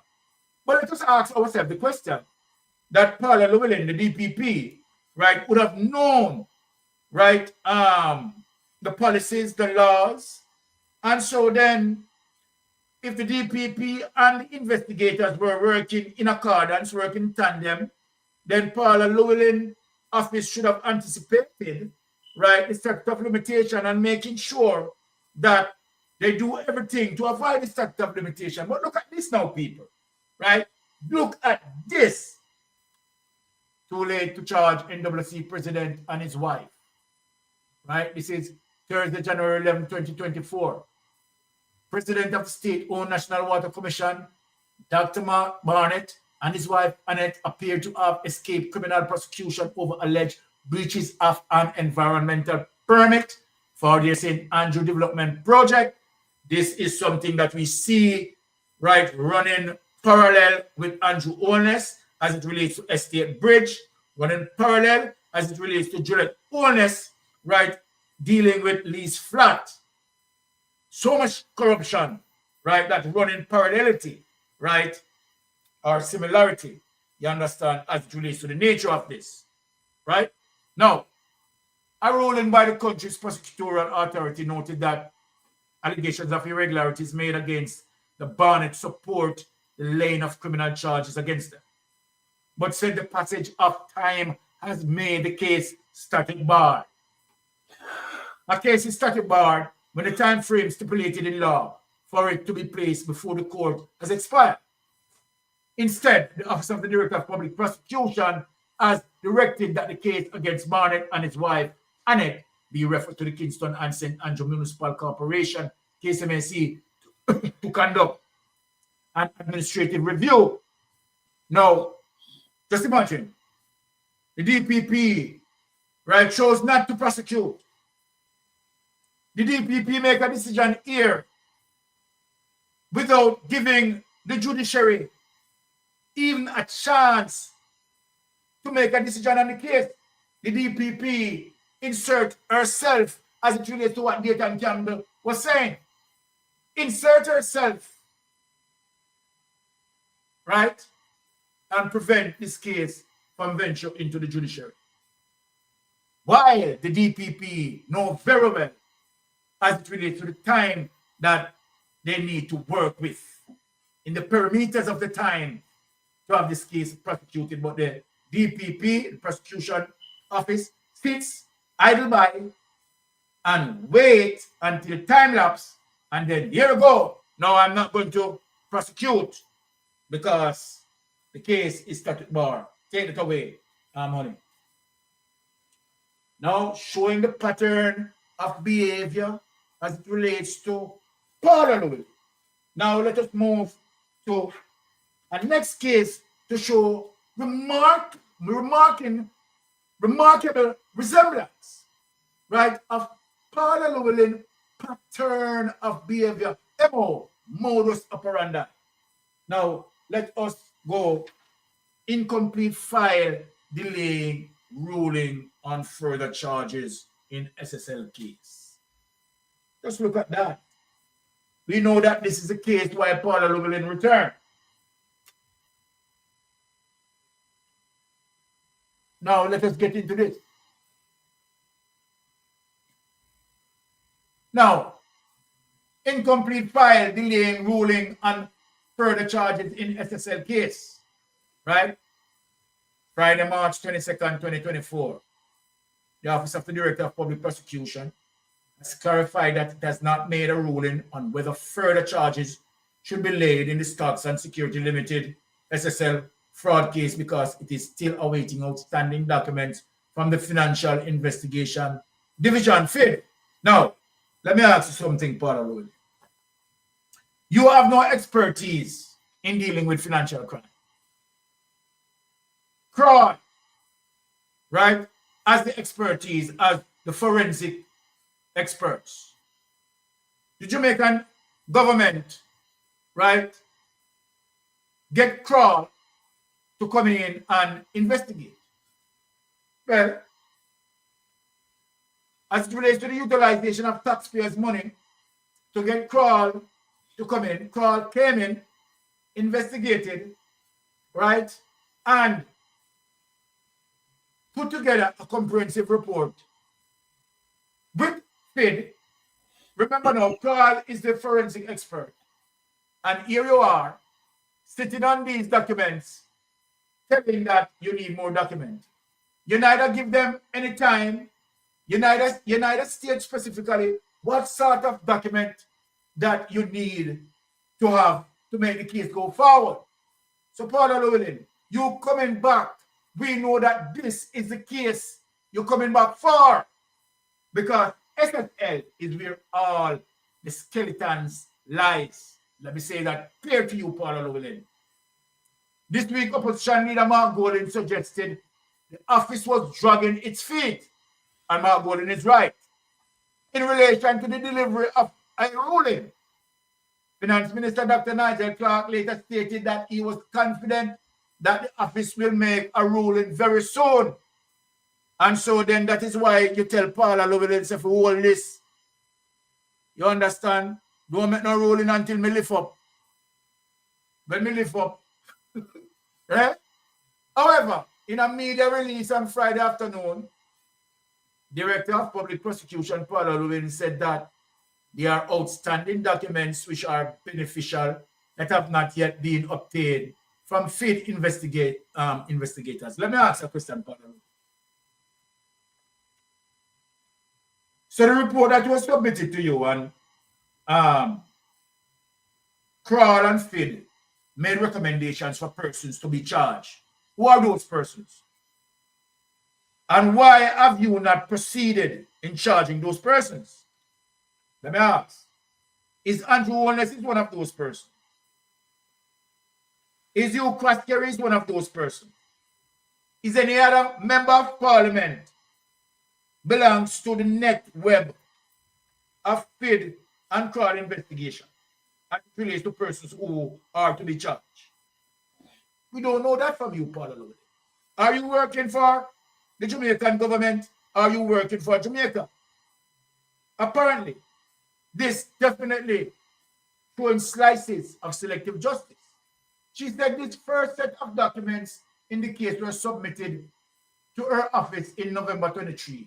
She said since then, the office and the FID have had meetings to discuss the file and provide guidance to the investigators in relation to outstanding material. The last set of documents received from the FID was on March 6, 2024, and thereafter a meeting was arranged for the end of March to discuss all the material submitted thus far, the DPP stated. So what are the results of those material that submitted thus far? She revealed that the file is comprised of over 3,000 pages of documentary material, and yet you still want more? Over 3,000, and you still want more? Right? Now we can't hear what is the status, right, of the well advisor. Nothing. And you sit and this takes away on it. So people, okay, let us put out this and then we get to the panel again. No, it is not only social media speaking about Paula Llewellyn deception in terms of justice. But you have senior DPP, right, who they are speaking out and say, no, obviously, right, corruption is there. Senior DPP. Now, without any delay, let us show that senior DPP, right, is also speaking of Paula Llewellyn corruption. Without any delay, put out that clip. Llewellyn versus Spike.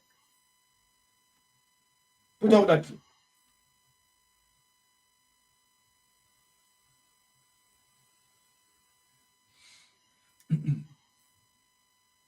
Brewing between the Director of Public Prosecutions, DPP Paula Llewellyn, and Senior Deputy DPP Cathian Pike. In a letter to the government, Ms. Pike not only called for a new DPP, but appealed for an investigation into the operations of the office. But as Kalisha Williams reports, Ms. Llewellyn fired back, describing Ms. Pike as a bully who has always been bitterly resentful and upset that she is not the boss.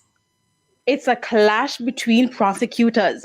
First, Senior DPP Cathian Pike sends a letter to the Prime Minister and the Justice Minister not to extend the tenure of DPP Paula Llewellyn and select a new DPP. She stressed that there is a plethora of problems plaguing her office which should be investigated. One, Ms. Pike said she and other prosecutors have concerns about the growth and validity of the office under Llewellyn's leadership. In fact, she said some prosecutors have expressed a lack of confidence in her leadership. Two, Ms. Pike indicated that under the office of the current director, the office has consistently lost some of the most gifted legal minds, and the attrition rate has never been as high as currently being experienced in the past 7 years in the history of the office. And she indicated that there are many persons seeking to leave. Three, she noted that of the 56 prosecutors employed to the office of the DPP, less than 50% have experience of 5 years and over. She noted in an era of trial readiness and case management, inexperienced prosecutors are being asked to represent the state's interest in complex and serious cases. She also cited the absence of the prosecutors from the DPP's office appearing before the UK-based Privy Council since 2008. Ms. Pike suggests the government conduct a poll to find out whether the members of staff are in support of Llewellyn's leadership. But hours after the letter dropped on Friday, another bombshell, which saw DPP Paula Llewellyn in defense mode. We don't want to hear nothing from you. We don't want to hear nothing from you, Paul. Nothing from you we don't want to hear. So here you have it, Brother Ratigan. Right? That in the office of the DPP's office, right? Many prosecutors, right, having problem with Paul. And as a matter of fact, Pike is asking for investigation into her office. Because as a counterpart, you have a plethora of problems. So where you have other senior DPP, Brother Ratigan, coming out and saying to the public at large that, look, there is a problem here.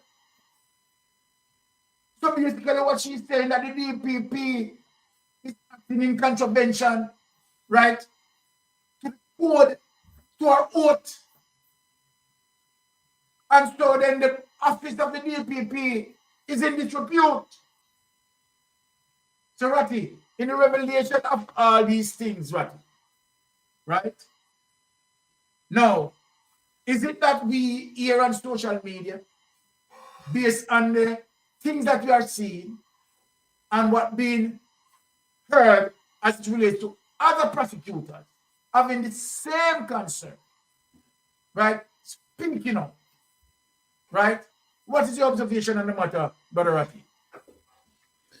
Look, she has brought the office into disrepute by a series of actions. And then to top it off, a senior member of her in her office has leveled some serious accusations. And you can tell that they're not baseless because, to the best of my knowledge, that senior member of the office of the DPP is still there. Yes. So if there had been no truth to it, then that person would have been summarily dismissed. But there is truth to what this person is saying.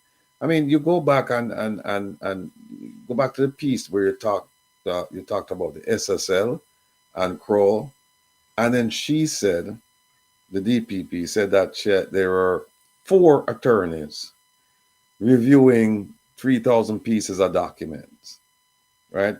3,000 pages, something like that.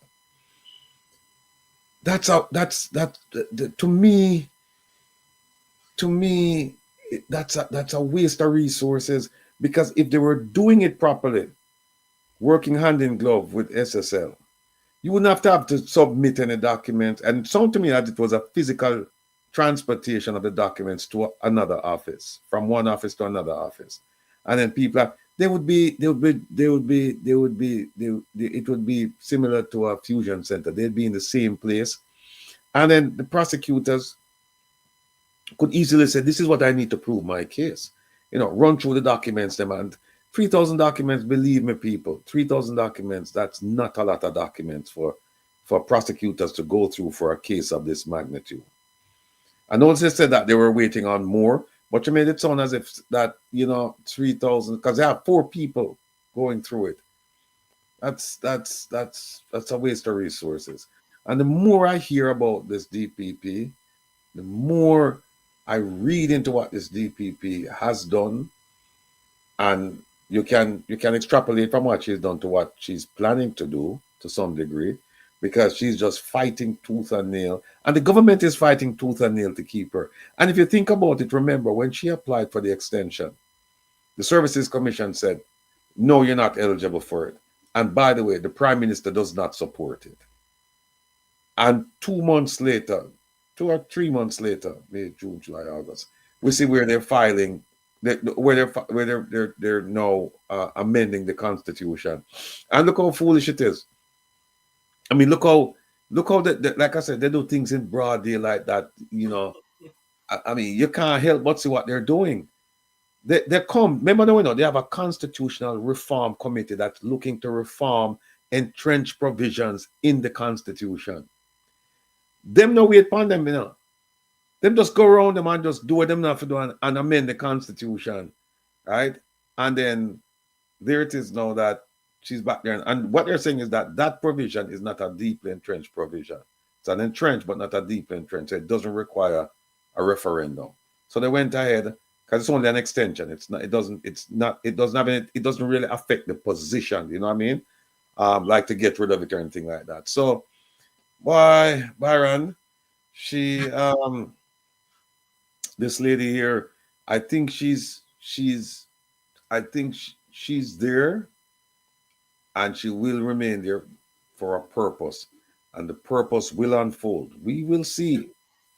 We will see, because them can't do it in the darkness. We will see, because they say sunlight is the best disinfectant, and and we want government in the sunlight. We want disinfect government. And so that's our job, to make sure that the sunlight is directed right where it should be.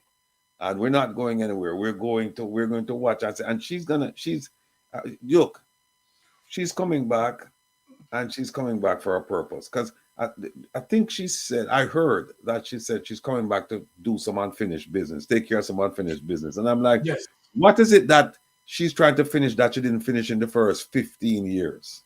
What should I try to finish? Well, she can't hand over to somebody else. Yeah.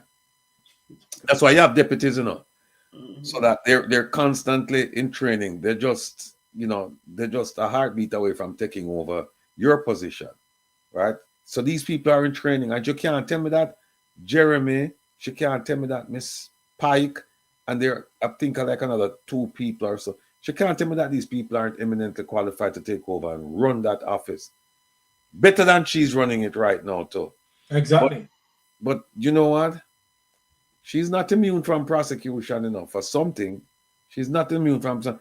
And all they need to do is just sit down, go over the stuff, get creative, and file some charges. And I think that's one of the reasons, too, that she doesn't want to leave, because nobody's because she's the ultimate prosecutor, right? No, the case with the Water Commission guy and all the other cases. Now, if I were DPP, I would have, remember now, under the Constitution, the DPP can start a case, take over a case, or terminate a case. Even a case that's being prosecuted by somebody else. The DPP has the ultimate power to come in and say, no, I'm taking over this case, and I'm going to dismiss it. There's only one exception to the rule, and that is military cases. She cannot get involved with military cases. Yes. But every other case, criminal cases, she gets involved with that. And we need to make the distinction that it's criminal cases we're talking about, because the civil cases, especially the civil cases against the government, it's the Attorney General, right? So she's doing that. You mean to tell me now that she can have a staff member overlooking all of these other prosecutors, because she's the chief prosecutor, right? And you tell me that, and she's supposed to be looking out for the interests of the Jamaican people, not the government, the Jamaican people, right? And you're going to tell me that she couldn't have like 2 or 3 people just looking over all the other prosecutors, the non-DPP prosecutors, people not assigned to her office, to make sure that justice is done. And then she could have, so that and the reason for that is that the statute of limitations wouldn't run out on these cases. And then she turned around and said, oh, it's within the remit of the case AMC. I said, what's that? Like, for example, this Grace McLean thing between the Ministry of Education and the Ministry of Finance. She would have been on top of that. I said, no, we have 3 years to go after this lady to get the money, to do the surcharge action. And then the gentleman who was the permanent secretary could have gone after him as well. Both of them escaped. Because of the statute of limitations. And now that money is gone. $124 million gone from the school system. It's terrible. So I don't think she does not deserve to remain in office. Does not deserve to remain in office. But you know what? Power is very intoxicating. People get drunk off it, them just can't leave it alone. And some people just don't understand that you're here, but you're not here forever. You're here, you do your time and you move on. And for some people, it's hard for them to move on, especially when other people have jobs, things, assignments, taskings already set up for them. But like I said, the reason why she's there, we're gonna find out pretty soon. We're gonna find out. Definitely. We are going to do that, Ratty. Right? Like Florence said, the only unfinished job shots is the act of corruption. All right. Well said, Brother Ratty. Well said, well said, well said. All right. We are going to have to step on the gas because trust me, people, 9:30, we're gonna have to get to the airport. So we have just few clips we want to run through because we have to run out of here and get to the airport.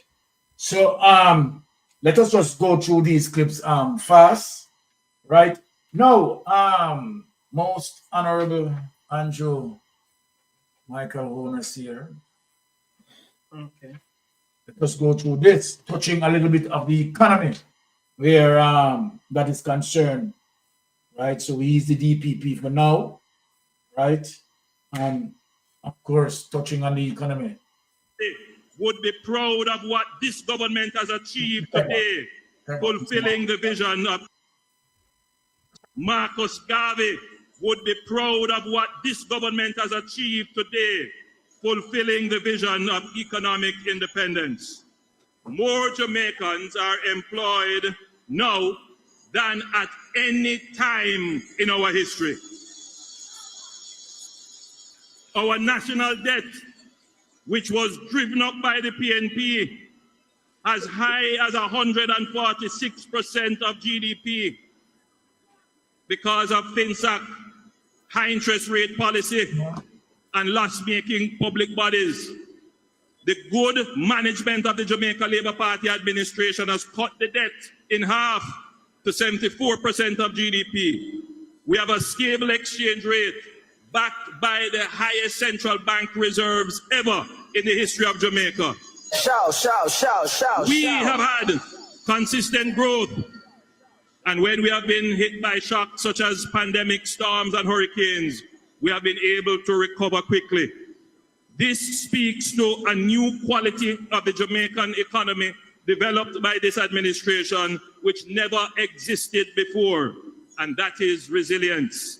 The ability to withstand shocks and difficulties and recover quickly and even more stronger than before without relying on borrowing or external help. Marcus Garvey would have been proud, very proud of our resilience and self-reliance as a nation and as Jamaicans and laborites. You can be proud of what your government has achieved. Now, me Jamaican people, when you hear all these things, right, and you hear the lies being told, right, the debt to GDP ratio, right, what Andrew Holness is not telling Jamaican people, right, that where Bruce Golding left the debt for GDP ratio, right, was over 180. And Portia Simpson government had brought it down. And Andrew Holness is just following on a path as it relates to, right, Portia Simpson's policies. These are the vicious lies that they told. Vicious lies that they told. But anyway, since we are moving ahead, right, let me take a little thing here. Isabel, big up yourself. You understand? I like where you cut and splice this. So I'm going to use this from you, Anissa. Anyway, Isabel, big up yourself. Both of you, VNR, big up yourself. All right. It's worse than we thought. Let's see. Okay. All right, good. Let us just go through that.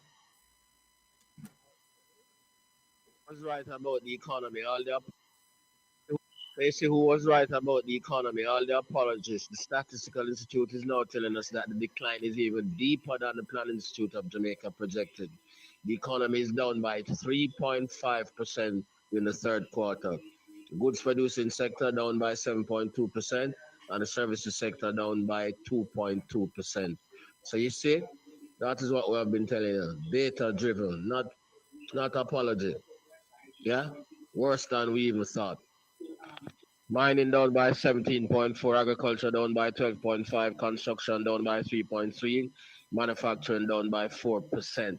Transport, storage, and communication was up by 2.5, finance and insurance up by 0.8, producers of government services down by 0.5, wholesale and retail down by 3, real estate and renting down by 3.2, electricity and water 5.8, hotels and restaurants, which are a proxy for the tourism sector, down by 6.2%, other services down by 6.5%.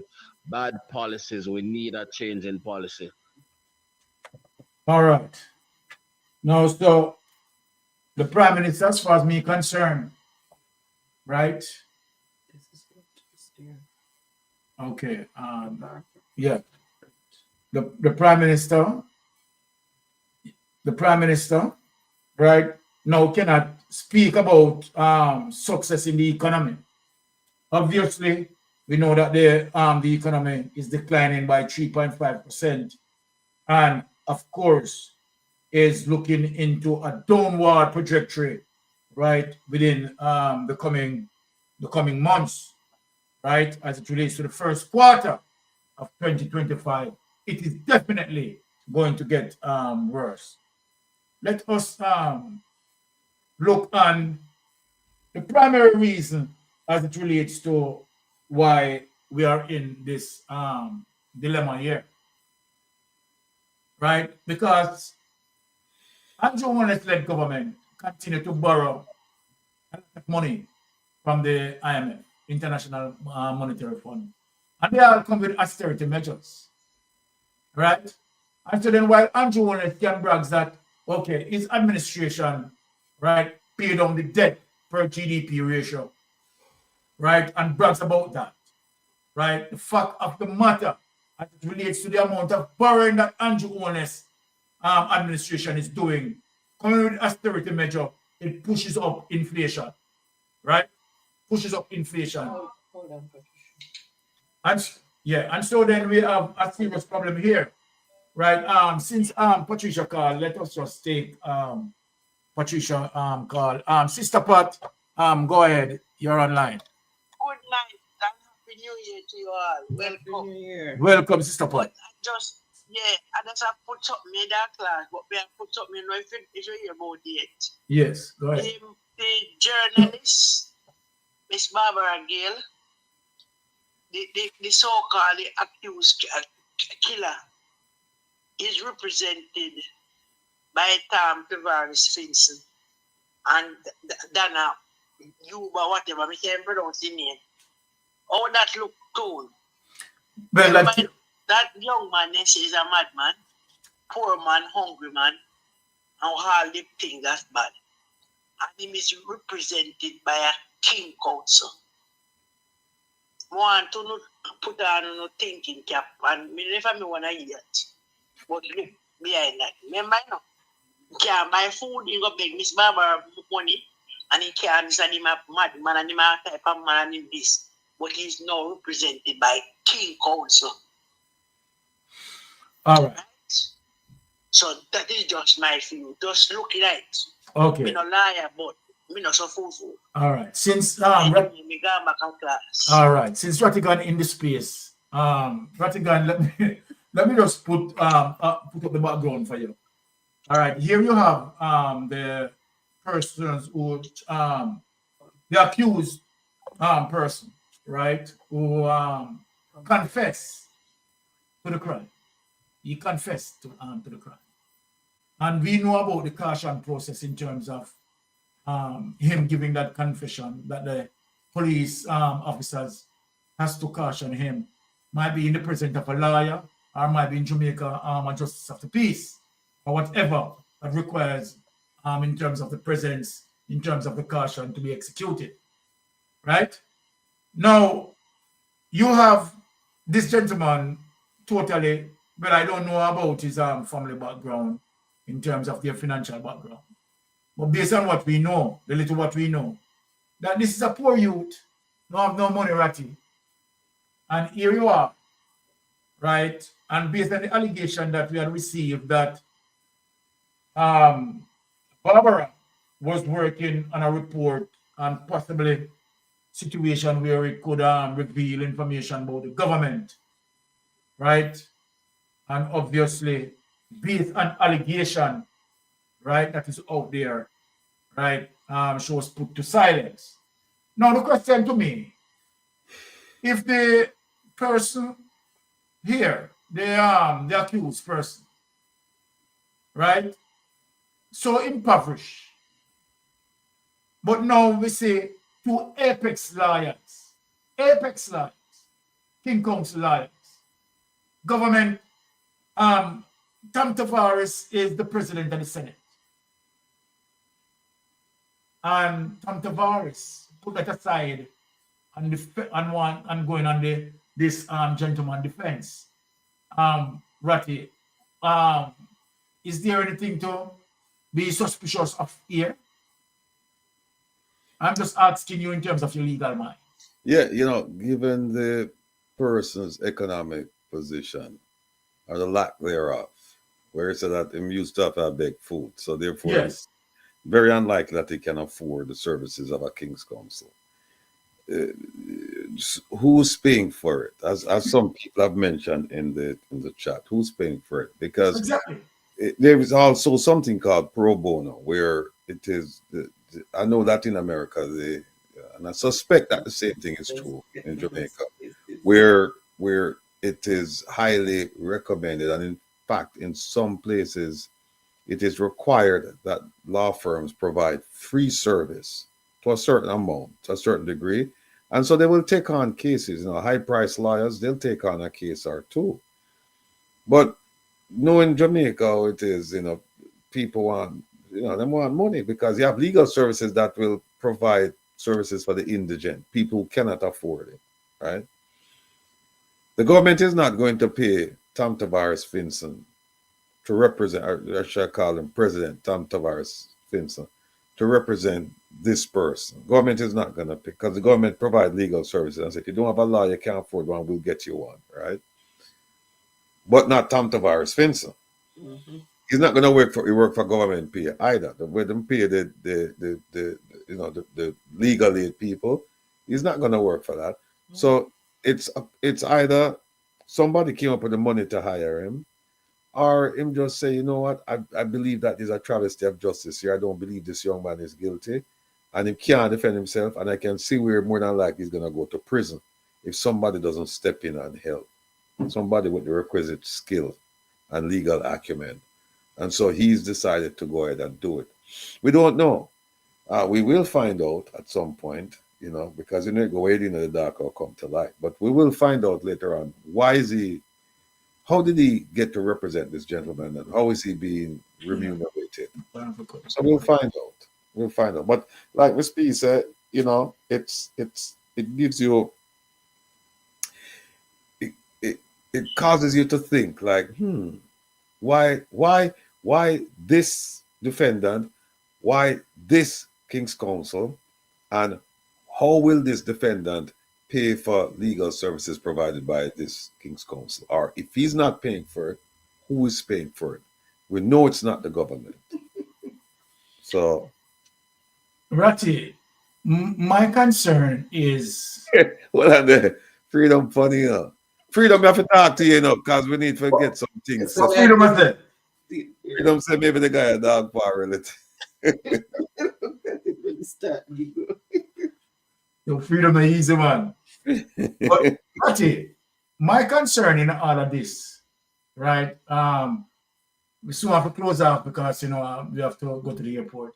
My concern in all of this, Ratty, is the guy confessed, right? To have committed the act. And if there's a confession, right? How would Tom Tavares' involvement played out in that? Well, the thing about it is defense attorneys make of make their living by pointing out procedural errors, not necessarily, you know, substantive errors.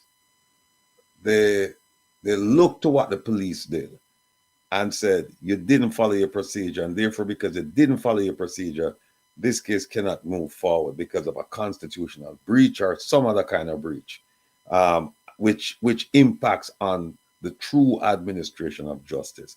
And believe me, a lot of people get away after some serious crimes in Jamaica because the police mess up. A lot of people get away because the police mess up. You know, a lot of people we believe guilty. Them get away. Day in, day out, it happens in Jamaica.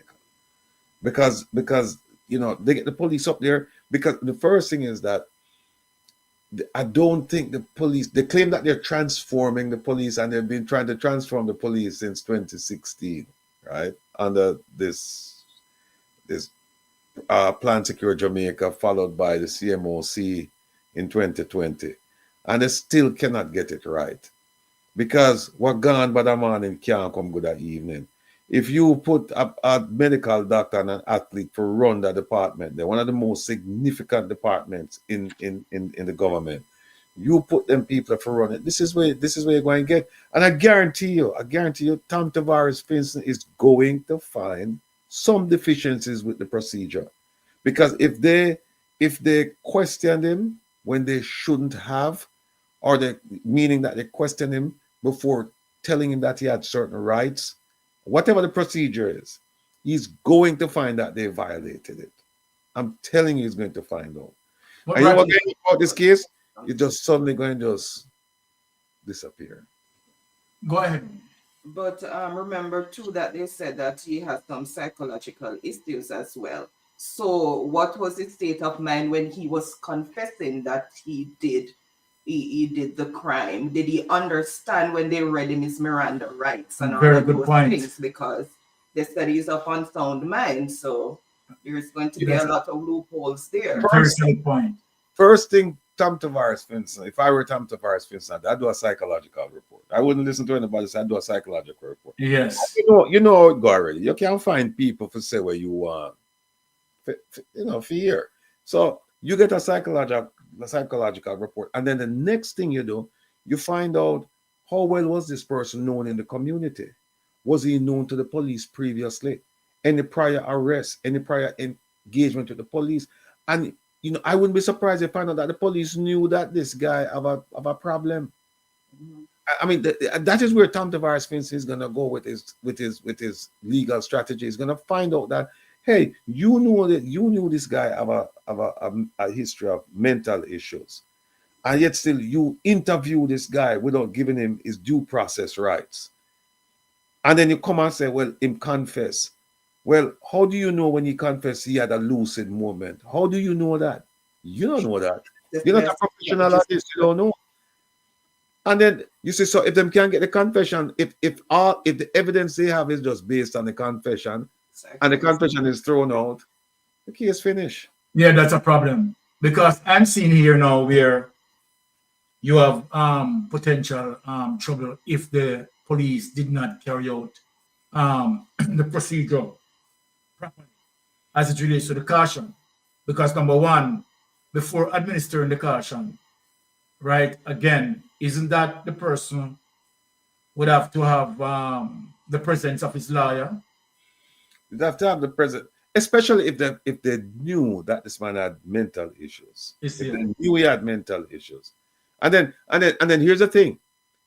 The thing is, even if they didn't know, I suspect that Tom is going to make an argument that he couldn't have given a valid confession because he did not have the requisite state of mind to give a confession.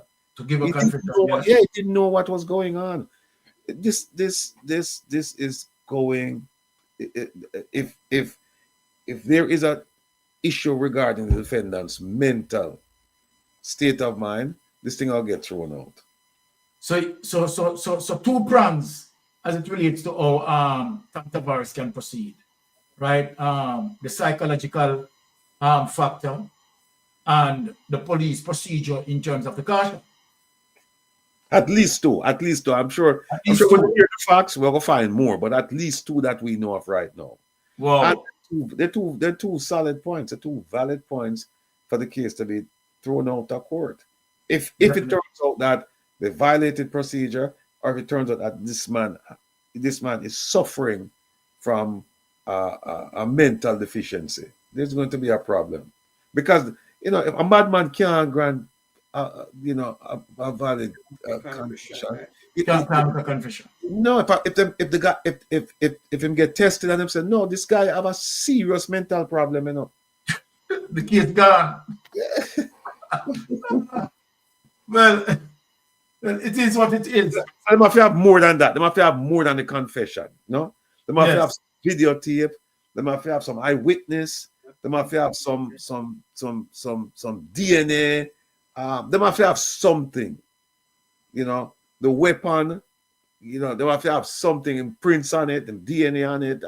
They must have something more than just, he's confessed, and then next thing you know, the guy have a mental issue. No. And again, Ratty, what we need to point out when it comes to felony case like number 3, right? It is required the highest burden of proof. Beyond a reasonable doubt. Beyond a reasonable doubt. So you have a problem there. Yeah, and there's a doubt. There's a doubt because again, we never get to the part of whether he committed the crime or not. We don't get to that yet. Exactly. The procedural part of it. Just the procedural part. The procedure, yeah. Did you follow the because you know what? I'm sure that they have something that said, hey, first of all, when you start questioning people, right? When I used to question suspects, first thing we start asking, first thing, are you taking medication? If you're taking medication, why are you taking medication? Next question, have you been prescribed medication but you're not taking medication? Next question, are you under the care of a medical professional? Who, when, for what, how long? These are the things you ask to make sure so the person that the questions we're asking now that you can show later on that okay, this guy is of sound mind. He's of sound mind. Exactly. Yes. But if you ask him and say, yeah man, me see one doctor every time I give me some medicine there for my head, because my head not right. Then freedom again. You're off freedom again. Jamaicans have mental issues. So that's the norm. So we'll get to every time, Panacran. We'll get freedom tonight. 10% of the people have based on what freedom I say. 9 out of 10 with them catch I go get to it. Right? So 10% sane. Yeah, but you know what? Think about it. Them say that you stand like if you commit murder in Jamaica, you stand like a 80% chance of getting away with it, Yes. You stand at 80% chance. This is when them catch you, them attack, not you go away and nobody don't know. Them catch you, you stand a high percentage in your favor that you will get away. But these are the things where them should have asked, when them probably ask. And the other thing too, did you have on your body cam? Where's the body camera? Because when you're out there do them things, they're supposed to have your body camera. Yes. Where's the body camera? And the body camera, did you take notes? Did you take notes? And who else was there? You have to have some kind of notes because now it's going to be he said, and you don't want that. You don't want the madman come inside there. Assuming he's mad. You don't want him come inside and start talking all kind of things, You don't want that. You want something on paper or on video that you can show, say, yes, this man was lucid when I talked to him. So it's a problem. Oh my goodness. No, reggae girl, here's what happened. Reggae girl, no. We don't play hide and seek around here. What the whole thing about this is that you want people to be aware of their right. That's why we have programs like this in a reggae girl, not to hide things, to expose it and let people know. So if the police, if the information we're giving will make the police force a better police force in terms of how they dispense with their duties, then we're all for that. We're not hiding anything around here. It's the opposite. The government is hiding. We are exposing. So if we give them ideas and it will make them a better, it will make the police a better service, I am all for it. I'm all for it. And that's it. I mean, if people can learn from what we're doing, because here's the thing, we're not around here for the gotcha moments. You know, we're here because we say we're holding government accountable. And how do you hold government accountable? You hold government accountable by exposing their deficiencies. And remember now, the first thing you try and do is that you say, I'm exposing it. Why? Because I need them to take notes and do a better job.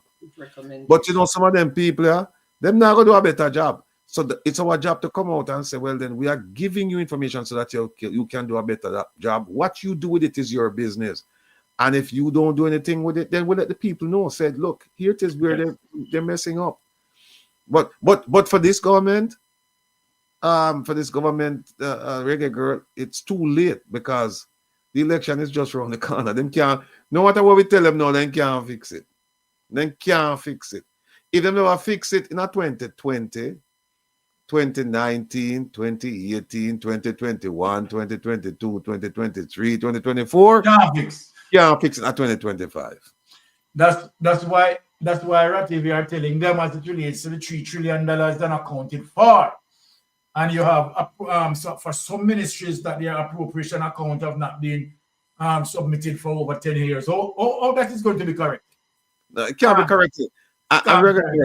Regular, when you say the criminals are listening to you also for ideas, remember this. I'll never forget this in my FBI class. Them say, listen, you don't have to worry about anything because criminals are criminals by nature. That is how them live. And so you don't have to worry about it because they're going to come right back to you. They're going to commit, criminals by nature commit crimes. I mean, hardened criminals. They commit crimes. And Jamaica have some hardened criminals. And what's the hardened criminals? We are talking about politicians.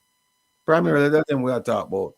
Yeah, man. Some hardened criminals. Yeah, man. Believe me, some of the most hardened criminals in Jamaica, they're politicians. Past and present.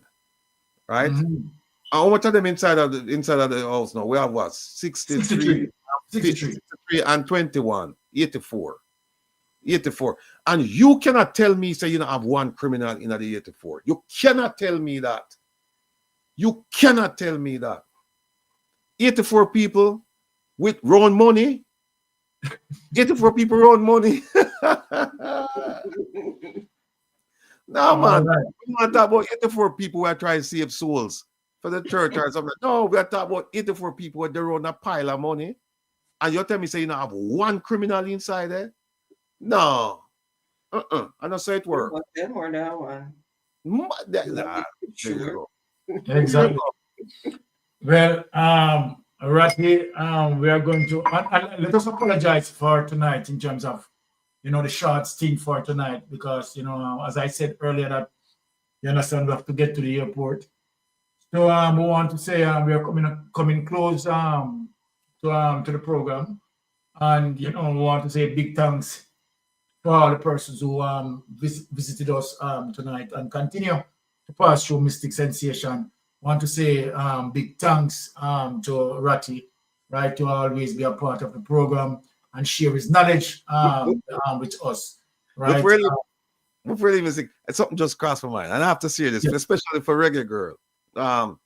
You know, when the thing with Kamina Johnson-Smith, Minister Kamina Johnson-Smith, you know, people, they might do things and money are go that way and services are come that way and nobody now report nothing, right? And as a result of that, Reggae Girl, there was a delegation that came to America. And there's a person, I won't call no name, there's an MP that was in the delegation. And I called the MP, right? I never met him, but we talk on the phone all the time. I call him and say, yo, Wagwan. And the MP said to me, first thing you know, I said to him, say, Wagwan. And he said to me, I would just like you to know that I paid my way to come here. I can know somebody I watch. I know somebody I watch. So if we can't do that, I make them start slow down on the thieving. all the better. All the better. You know, so. Yes. All right. So, Ratty, any final word before we close? Yeah, hey, folks, that tomorrow night we're not on tomorrow night, but on Saturday we're gonna be on. And as most of you who got the promo last week Saturday realized, we had about 13 things to discuss. We discussed 2 because we had a terrific discussion with Dr. Andre. What's Andre's last name? Houghton. Yeah, we had a terrific discussion with him. So we have 11 things to talk about. But I had a conversation today. There's one of them. There's one thing that I was going to talk about, and it's about the Constitutional Reform Committee's their report and the bill before Parliament.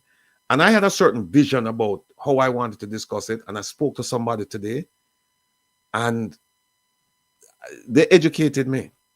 I had to change my focus. So now I've invited the person to come on the program. The person won't be able to make it this week, but the following week.